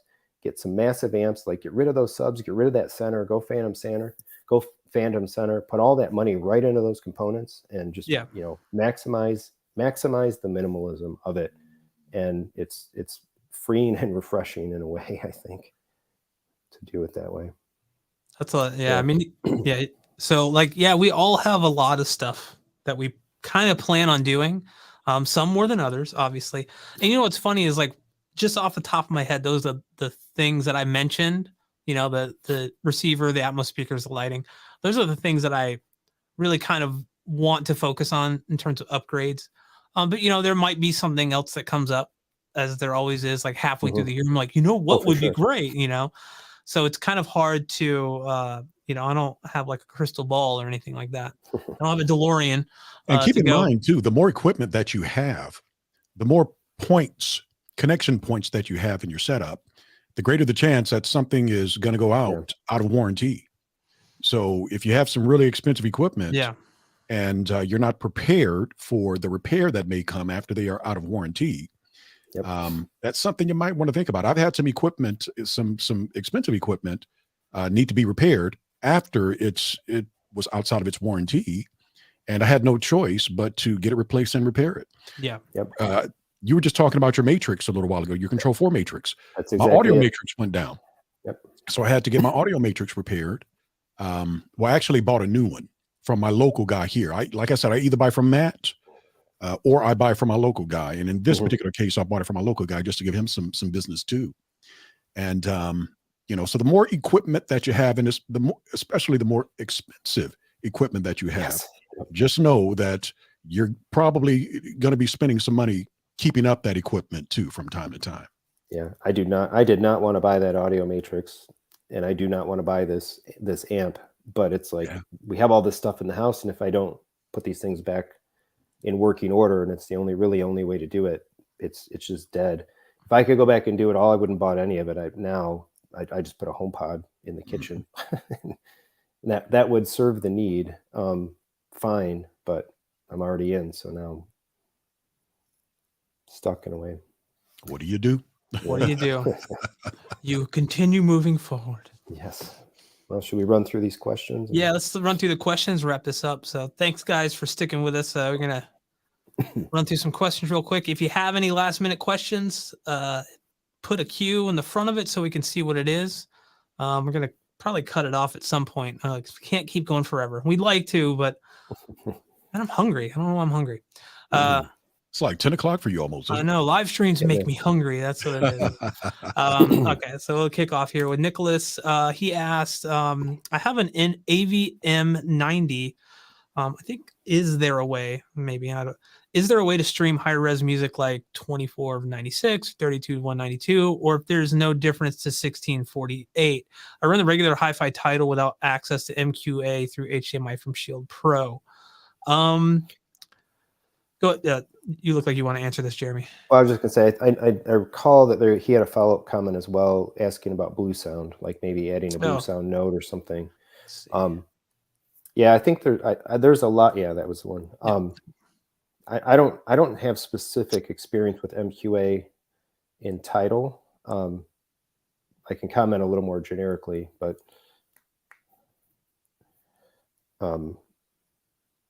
I think that, and I've only started looking at these specifically because of the living room setup. I would like to have more high fidelity audio in there. I want to be able to get, whatever, 32, 192, higher bit rate, higher frequency music out of the system. My plan for that living room setup, once I have it, I think will be to take a retired iPad mini, and I believe I should be able to take out of the USB Lightning port of the iPad mini, can go USB into the USB DAC input of my STR, and then use Apple Music. And that would allow whatever the full 20, I'm going to throw the numbers off. I don't know what they are, but the 24, 192 level music streaming from Apple Music. So I think you need, in order to get those kind of rates and encodings, you need a device capable of it on the level of the Blue Sounds or some of those other dedicated type music streamers, or some kind of an iDevice like that. I don't remember if the AVM90 has a DAC input, so I don't. The STR does, but I believe the 90 might not. So you need something that'll do it over HDMI, I think. Yeah. Taurus, you have anything you want to add? You don't listen to a lot of music, do you? No, Yeah. Yeah. I don't do a lot of the hi-fi stuff. I'm mainly home theater, video games, movies, TV shows. Never really got into the hi-fi scene, unfortunately. More of a multi-channel guy. So I don't really have much. Most of the music I listen to is through Spotify, so I'm sorry. Let's see. Moving on here. All About TKK asked, do you guys respect clips for home audio? I'd like to hear from each of you if possible. So I can kick this off here. I have some old Klipsch speakers, and I honestly can't remember the name of them. They're not La Scalas or anything like that. They were about $150 at the time that they came out, I think. They're like floor standers, but they're big. They were given to me when I worked at a self-storage place from someone who moved out, and they said, hey, I don't want these. Do you want them? So I enjoy the sound of those, but for home audio, I kind of talked about this before in another live stream with I think Michael, who's a big Klipsch fan, Youth Man, as some people may know him, but he's a massive Klipsch fan, and I'm kind of, I don't know, I think they're a little too bright for my taste. Now, this is personal preference. I have heard of people that like that kind of horn-loaded tweeter sound because it really cuts through. And if you have any type of hearing loss, that can actually, having something like a horn-loaded tweeter can actually help in being able to kind of discern things that you maybe couldn't. I have a friend who has hearing loss from working in radio for many, many years, and he likes Klipsch. I can't even say likes Klipsch. Turning to Sean Connery there for a second. He likes them because, like I said, he can kind of EQ things to a way where he can actually hear the highs like he wants to hear them, that you can't kind of do with something like a soft dome tweeter or even, a standard tweeter. So that's my take on it. I've never heard a multi-channel setup in my own home, so I can't comment on that. But for stereo audio, like in my workout room and stuff, they sound great. I would say my take on Klipsch. So I've never owned them. I'll caveat it with that, and I've never had any extended listening time in any Klipsch-based systems. I seem to me, I feel like a lot of people choose them for home theater specifically because of the horns. They play loud and present, and that really strikes strong for home theater.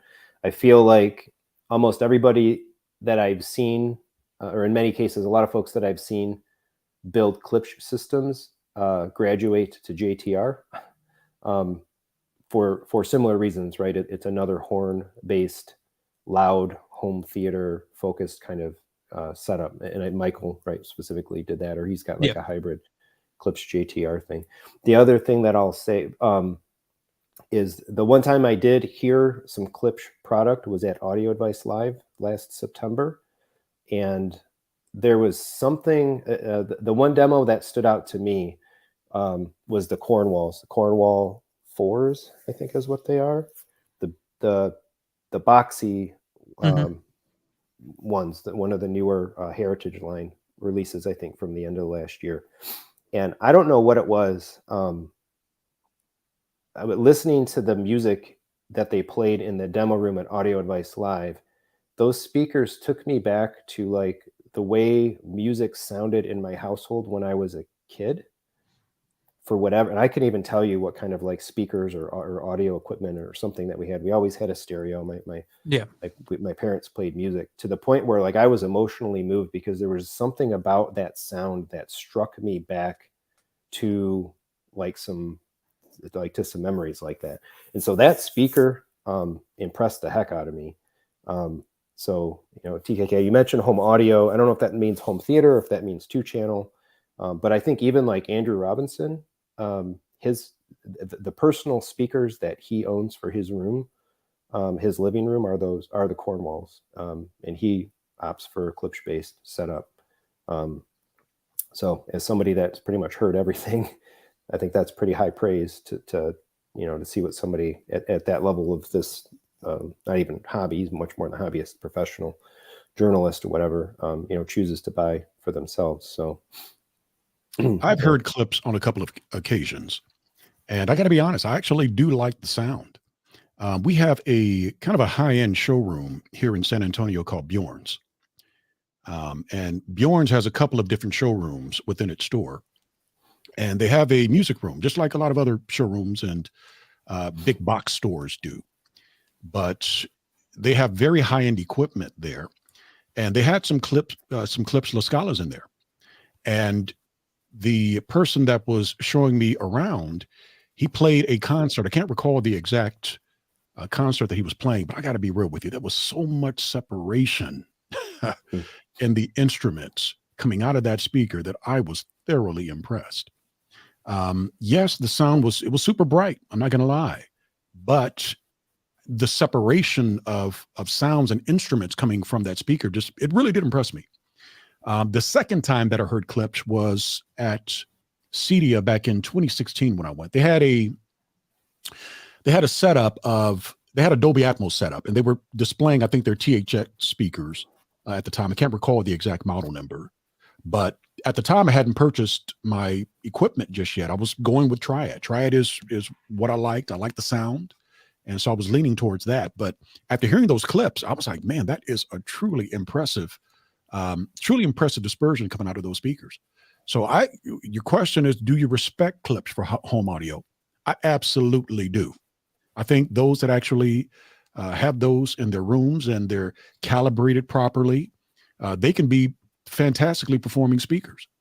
I'm a Triad guy because not only do they sound great, but they fit the aesthetic of what I was going for in my room. But I don't think those that have Klipsch should feel as if they're missing anything, to be honest with you. They're not for everybody, like Brad stated, but those that actually have them or are considering them and like the sound, go for it. Don't be ashamed of it, man. They're fantastic speakers nonetheless. Awesome. I think that answers that question. Do I respect them? I don't know. That's a hard one. I didn't answer that directly. We'll just say sure. Yeah, we all say yes. 10 minutes later, we'll all just say yes. Yeah, just yes. All right, moving on. James Andrews asks, why do you game on PC rather than console? Because it's better. Duh. Yeah. No. So for me, me, to start a war, Brad? Are you ready? No. PC war. So yeah. To me, those types of wars are so dumb. I like having all the consoles and PC. There have been a few games that Tarrus and I have played on PC because it's only available on PC. It's not available on console at all. And it's mainly like co-op games and stuff that that we play there. And it's also about it can come down to personal preference. Consoles are far more convenient, in my opinion, because you can pretty much just turn them on and start playing. Whereas like a PC, your initial run through might need to, require some adjustments to graphical settings to get the performance that you want, depending on like your setup. This is kind of a big question in a way because there's just so many different variables, in my opinion. But speak for you personally, Brad. For me personally, I enjoy PC gaming, but I've actually gone back to consoles more often than not because my OCD likes to constantly play around with graphical settings, try to eke out a little more performance. And that actually gets in the way of me enjoying the games. So did we lose Tarrus? No, I'm here. Oh, you just went to you lost your camera here for a second. I got scared. No, so that's me personally. I I find that with PC gaming, the settings and stuff and my OCD type personality can get in the way of me actually playing the game, you know, and I spend hours just adjusting settings. Jeremy, what about you? Yep. So top 3 answers: native 4K, ultra, 120 FPS, or as close as you can get to it with VRR. So performance. A high-end PC will run circles around a console, and I solve my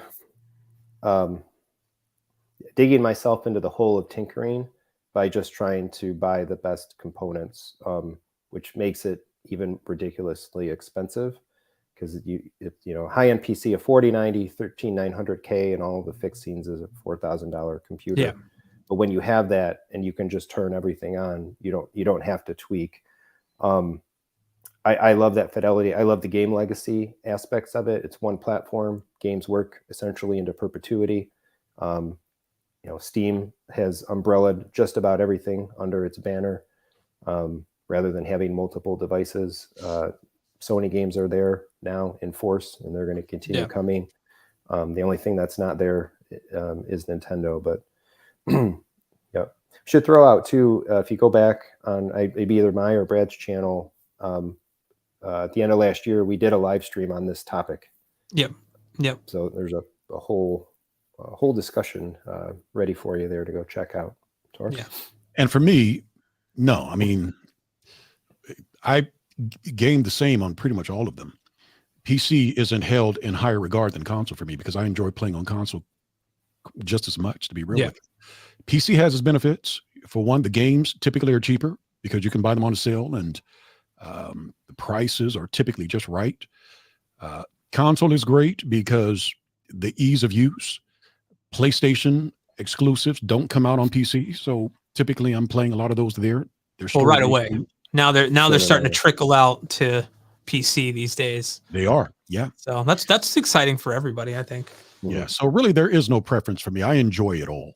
And the great thing about PC, I will say this is, Brad and I, as I stated, we co-op quite a bit, and buying games at discounted rates really helps our wallets. Yeah. When it comes to being able to game with one another. Yeah. So. Yeah. And I'll just add, kind of piggybacking off of what Jeremy said about just being able to buy the most powerful hardware you can afford and stuff. Last year in particular, a lot of games released with severe issues on PC out of the box with stuttering and stuff. Yep. Basically, there's like shader compilation issues that even with a 4090, like I think the Callisto Protocol was just so badly optimized out of error or something like that it's still not 100% from my understanding. It's still got some issues. So that's something to consider, is like, even though you have powerful hardware, some games release just broken. And then we're kind of seeing that that kind of commonality thing on PC a lot, especially with games that use Unreal Engine. There's some weird shader stuff going on. And a lot of things are going over to Unreal Engine now. So it's great to me to have multiple avenues to play games. That's what I've always liked. It's a big like hobby. It's like a hobby. Like I'm an enthusiast with that too. Like I probably play more games than I do watch movies or anything else. You do these days. You do. So if your history on our podcast is any inclination, you game a whole lot more than you watch movies and TV. Yeah. And you can spend a lot more time with games too. It depending on what it is. But yeah. So I just wanted to add that little nugget of information in there for anyone who cares. Not me. No, I'm just kidding. Moving on. Colin asked, can I run my PS5 on my Anthem ARM70, but I don't know if it's true 2.1 HDMI? I think he meant AVM 70. AVM 70. I'm not familiar with that. We know what he meant. Yeah. Yes, your PS5 will work depending on when you bought your AVM 70. If you bought it just recently, you probably got the 8K. They're calling it 8K. It's the HDMI 2.1 already installed version. If you bought your AVM 70 prior to about maybe 2 or so months ago, then you have the same one that I have, which has an HDMI 2.0 board in it.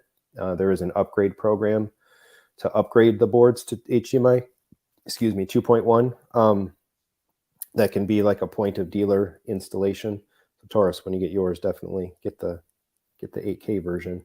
It doesn't matter to me because I have a Lumagen. So Oh, that's true. Yeah.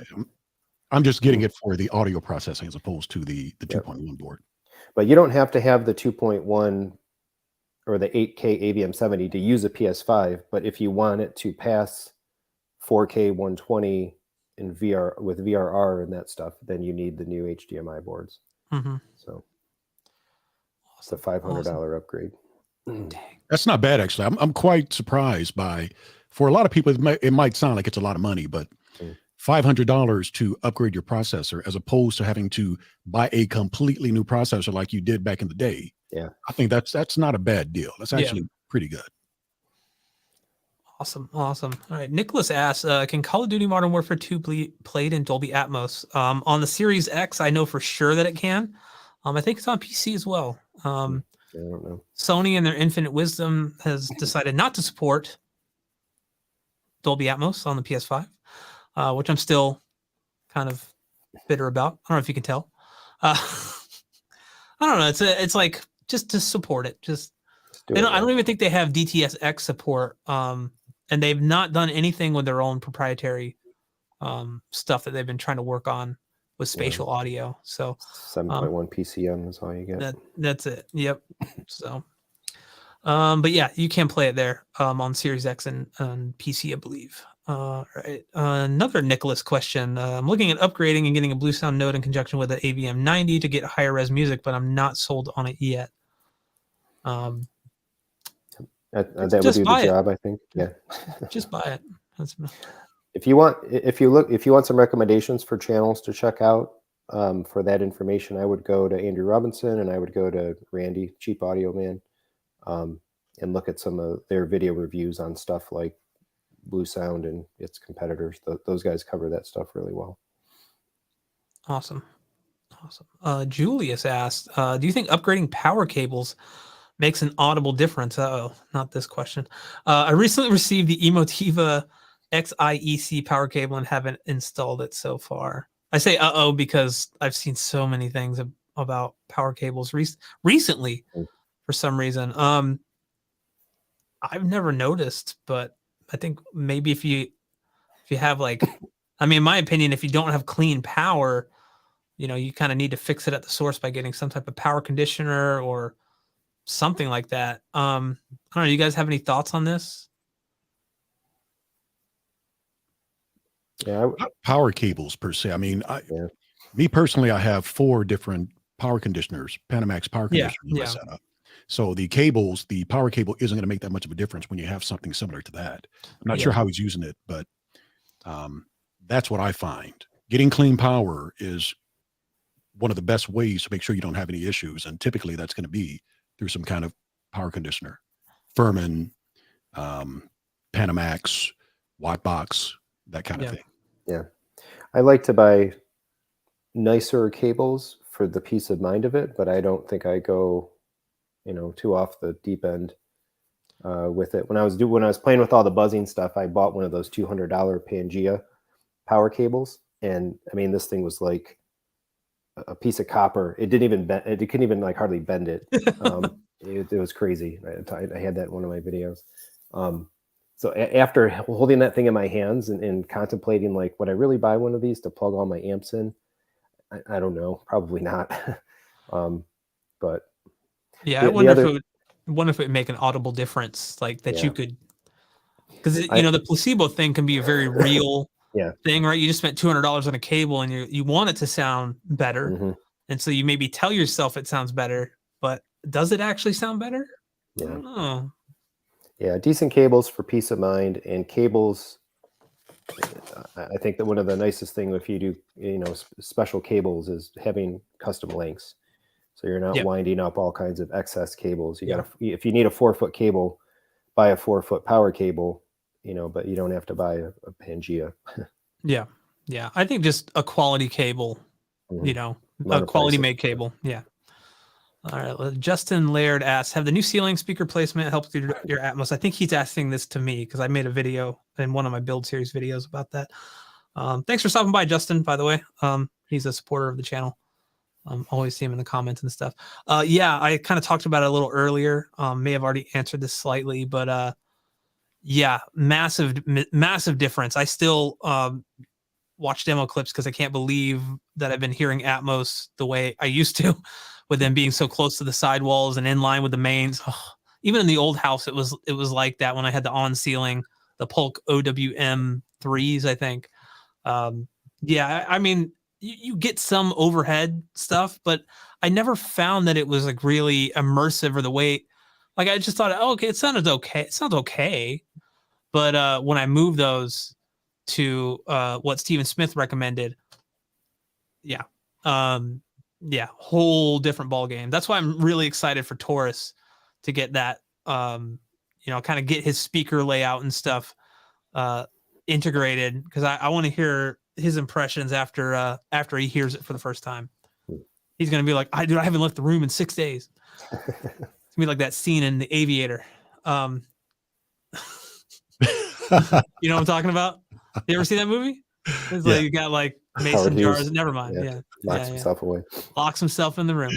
All right. Thought you liked that. It's a true story. Howard Hughes. Yeah.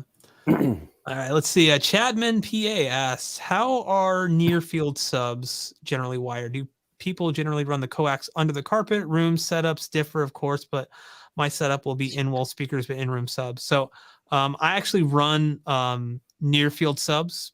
I have 4 total subs, 2 in the front of the room, 2 right behind the seats. And I mean, I use a mini DSP. So they're all dialed in and calibrated. That's the most important thing. If you're doing near field, you don't want them overpowering the other subs. Like, you want them level matched. Some people like to run, what is it? A low pass filter. So they only, is that right? I always get those confused, low pass and high pass. But you want to some people like to limit how much bass frequencies the subwoofers in the rears produce. So like they may cut them off around, I don't know, 50 or 60 or 70 hertz because it might be too much. But in my case, running through the mini DSP, doing the house curve and everything, I just set it up like I normally would. I don't find them overpowering at all. They add just enough. I don't want to say just enough. Sometimes they're can be really intense in something like Blade Runner 2049. But you know, outside of actually getting bass transducers, which I still want to try one day, they're awesome. That's how I have them wired. In the old house, I ran the cables underneath. We had a big rug where the coffee table was. I ran the cables underneath that. So that way there was like maybe, I don't know, a couple of inches of cable that you could see on the floor, but otherwise, you know, nobody was going to trip over it or anything. But in the new house, I ran all the cables through the drop ceiling. So there are no cables pretty much on the floor anywhere, which is nice. Yeah, if you can get the cable around behind you. I don't remember, Chadman, if you've got 2 rows. If somebody's got 2 rows and they're doing near fields, they probably have a riser, and then the sub is in front of the riser, and then the chair is in front of that. So ideally, you could come out of the riser right into the sub. Yeah. But if you've only got 1 row, you're probably not too far off the back wall, I would suspect. Like in my setup, I've got 1 row with the couch, and there's really no reason that anybody's walking around back behind there. I've got 4 feet of space from the couch to the back wall. But, you know, wire positioning or things back there is not a problem, because nobody has a reason to walk around or trip or disturb something. Precisely. Oh, Julius R gave us a $5 super sticker. Thank you so much. Awesome. Appreciated. Thank you. Really appreciate it. Let's see here. Thank you, Julius. We like. I don't have the Roadcasters, not really in. Like I could do it, but it's. I got you, Brad. I got Thanks, you. man. That's why you're here. Julius remains the one guy in the world, besides my family and my parents, that is sporting some Techthusiasm merch. He bought a couple hoodies from the merch store. So. Oh, that's awesome. That's awesome. That's just the start, Jeremy. That's just the start, buddy. It's gonna keep going up. Keep building. Colin asks, does anyone have an Apple TV? I was wondering if you lose any sound over 4K discs over streaming. Just wondering if there's a difference. I have an Apple TV. I have the first gen or whatever was released prior to the one that just came out. And I know Jeremy has the new one. I'm not sure if Tarrus has it. I mean, depending on the stream, like it's gonna be up to a lot of different factors. I find most of the Disney Plus like Marvel movies just have bad audio mixes in general, so those typically don't sound that great, in my opinion.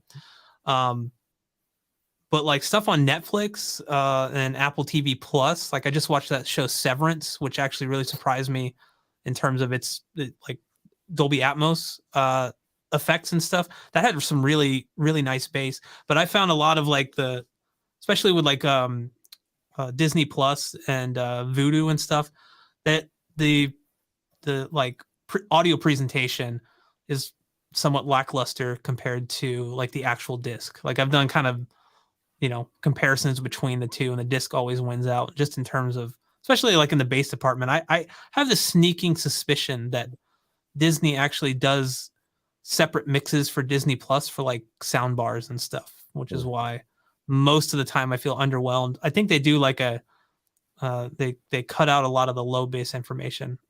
I don't have any data to back that up. I just have the sneaking suspicion that they're doing that to save bandwidth. Yeah, I've got the data.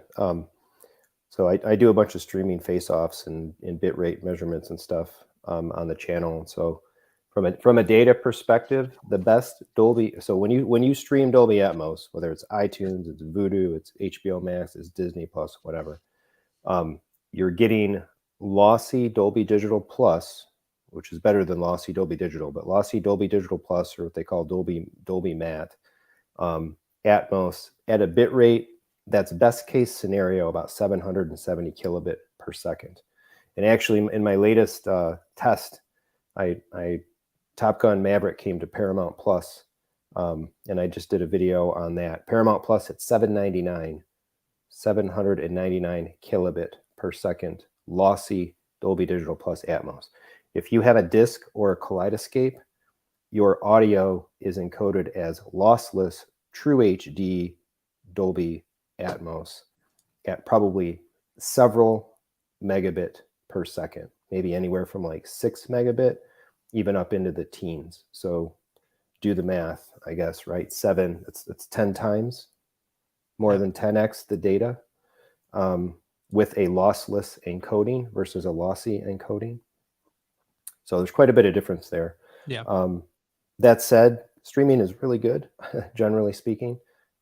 Disc is better, Kaleidescape is better empirically, and I think by most people's experience, like Brad was saying. But depending on your system, you may or may not also hear that. And it kind of depends on the individual, what they're willing to do to to get higher fidelity. Yeah. Versus taking the simplicity of just streaming everything. Tarrus, do you have any input?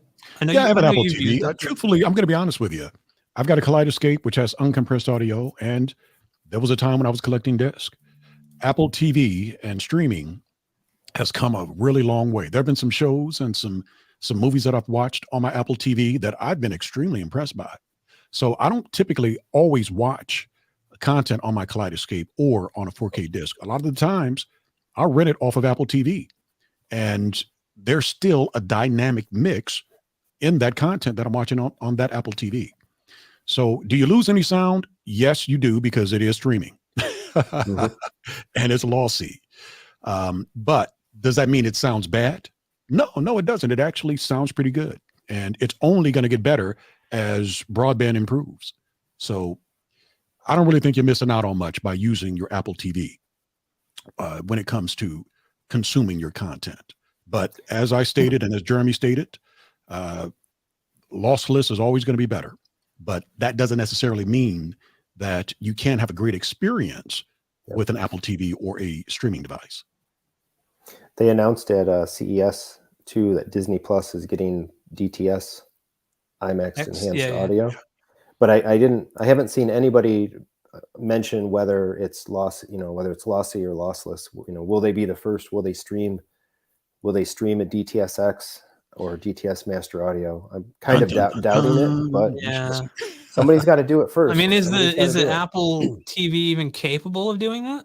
That's the real So question. Does the yeah, HDMI chipset have enough? Like, can it actually handle that?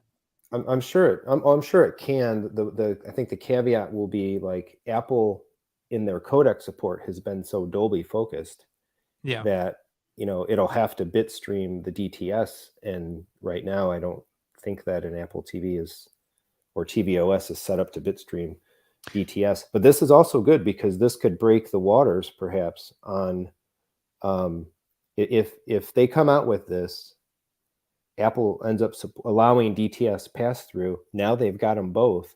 Who's to say that we're not talking about like bitstream infuse, right? The dominoes could fall out of that announcement. I'm really, really eager to see what actually comes out of it and what the specifics are. Awesome.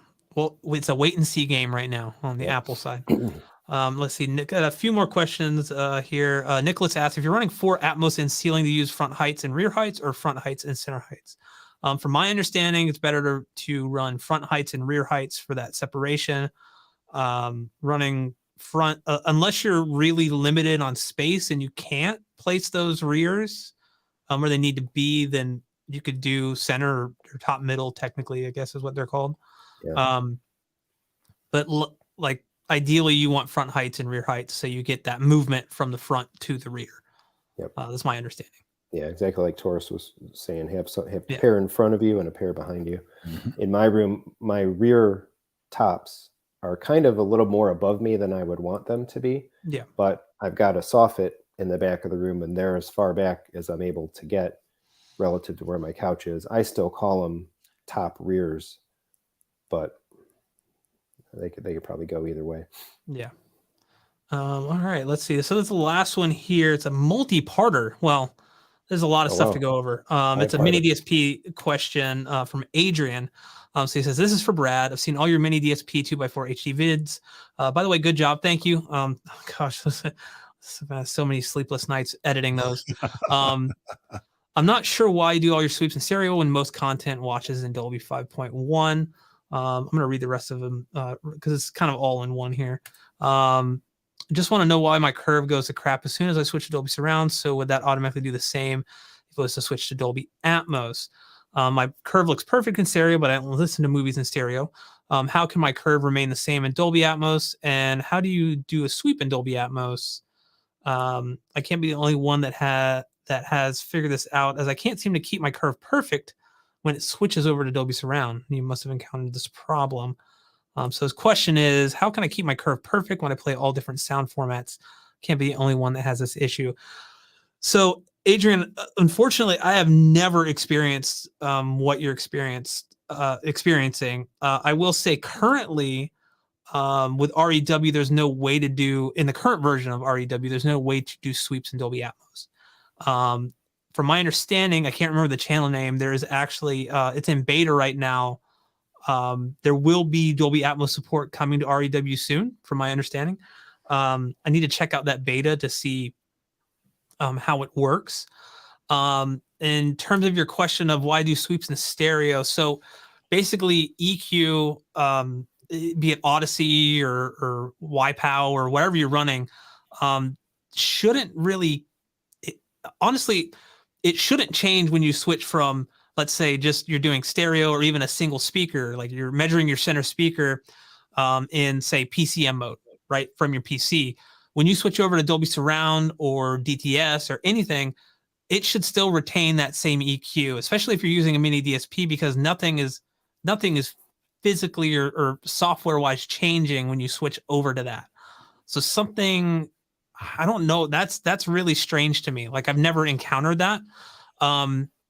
Because ideally, like, I mean, technically it doesn't care. Like when you run Odyssey, for instance, it's running it like holistically, like it's running it for all sound formats and everything. So whether you're listening in stereo, 2-channel, 5.1 PCM, Dolby Atmos, DTSX, it's going to apply those the EQ filters and everything to everything at the same time. And it's, doing that in a way where it's just looking at the room response per speaker and making those adjustments. And so those should always be retained when you switch over to different formats.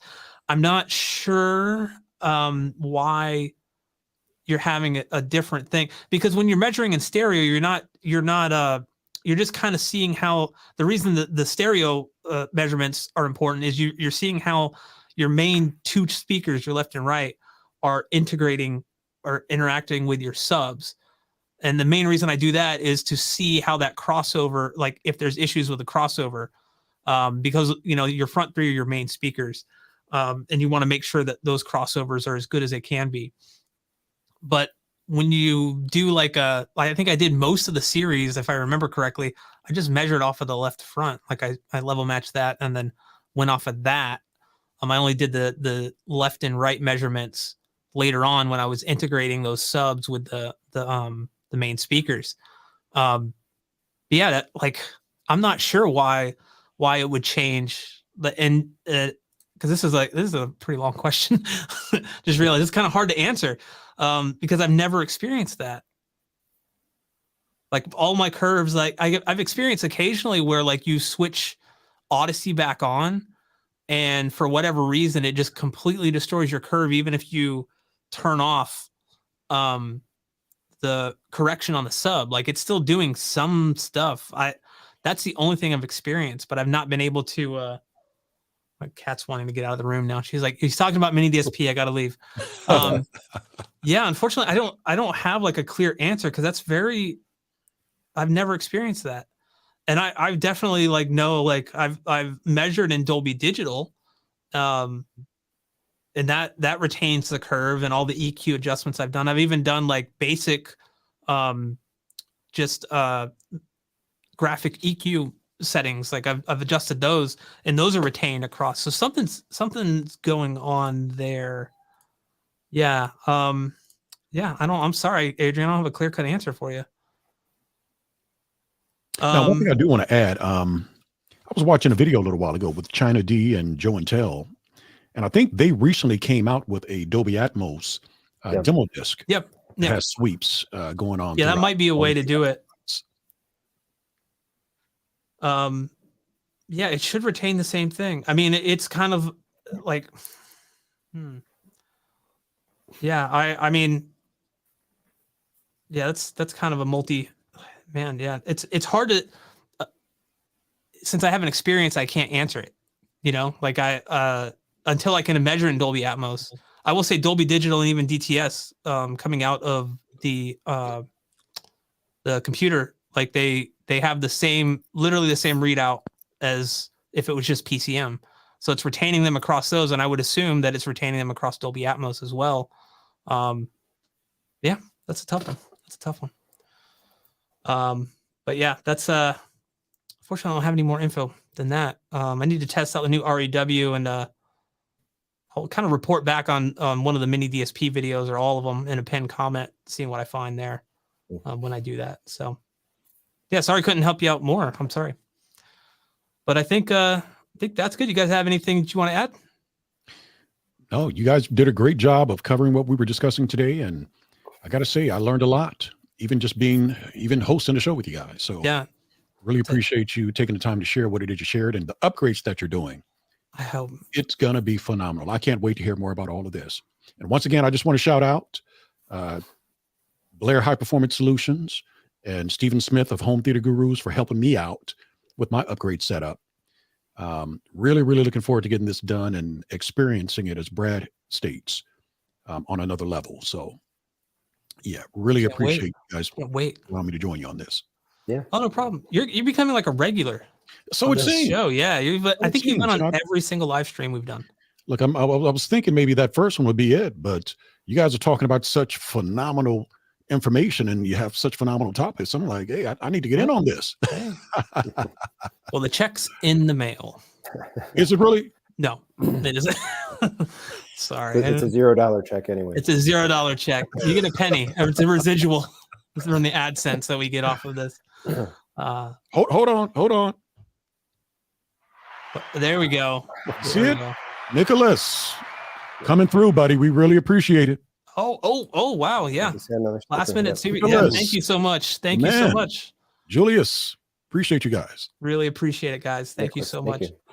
Anything else you want to add, Jeremy, before we sign off here? No, I think this was fun. I think between it's going to be a good year.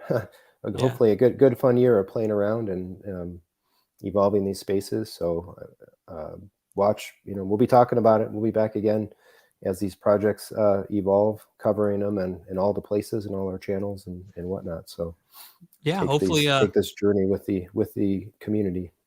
Lots of content getting out there, kind of documenting everything that we do. And that's kind of the whole point of all of this, really, is like, I want to share my experiences with you.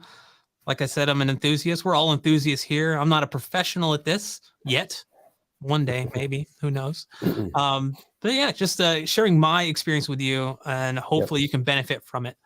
But thank you everyone for sticking around with the live stream. Thank you so much for joining. Thank you for all the super chats and super stickers that people have given us. Really appreciate that. And hopefully we were able to answer some of your questions. And we will, do this again soon. I think we're trying to do a bi-weekly thing, although sometimes things come up. Yeah, we'll find our next topic.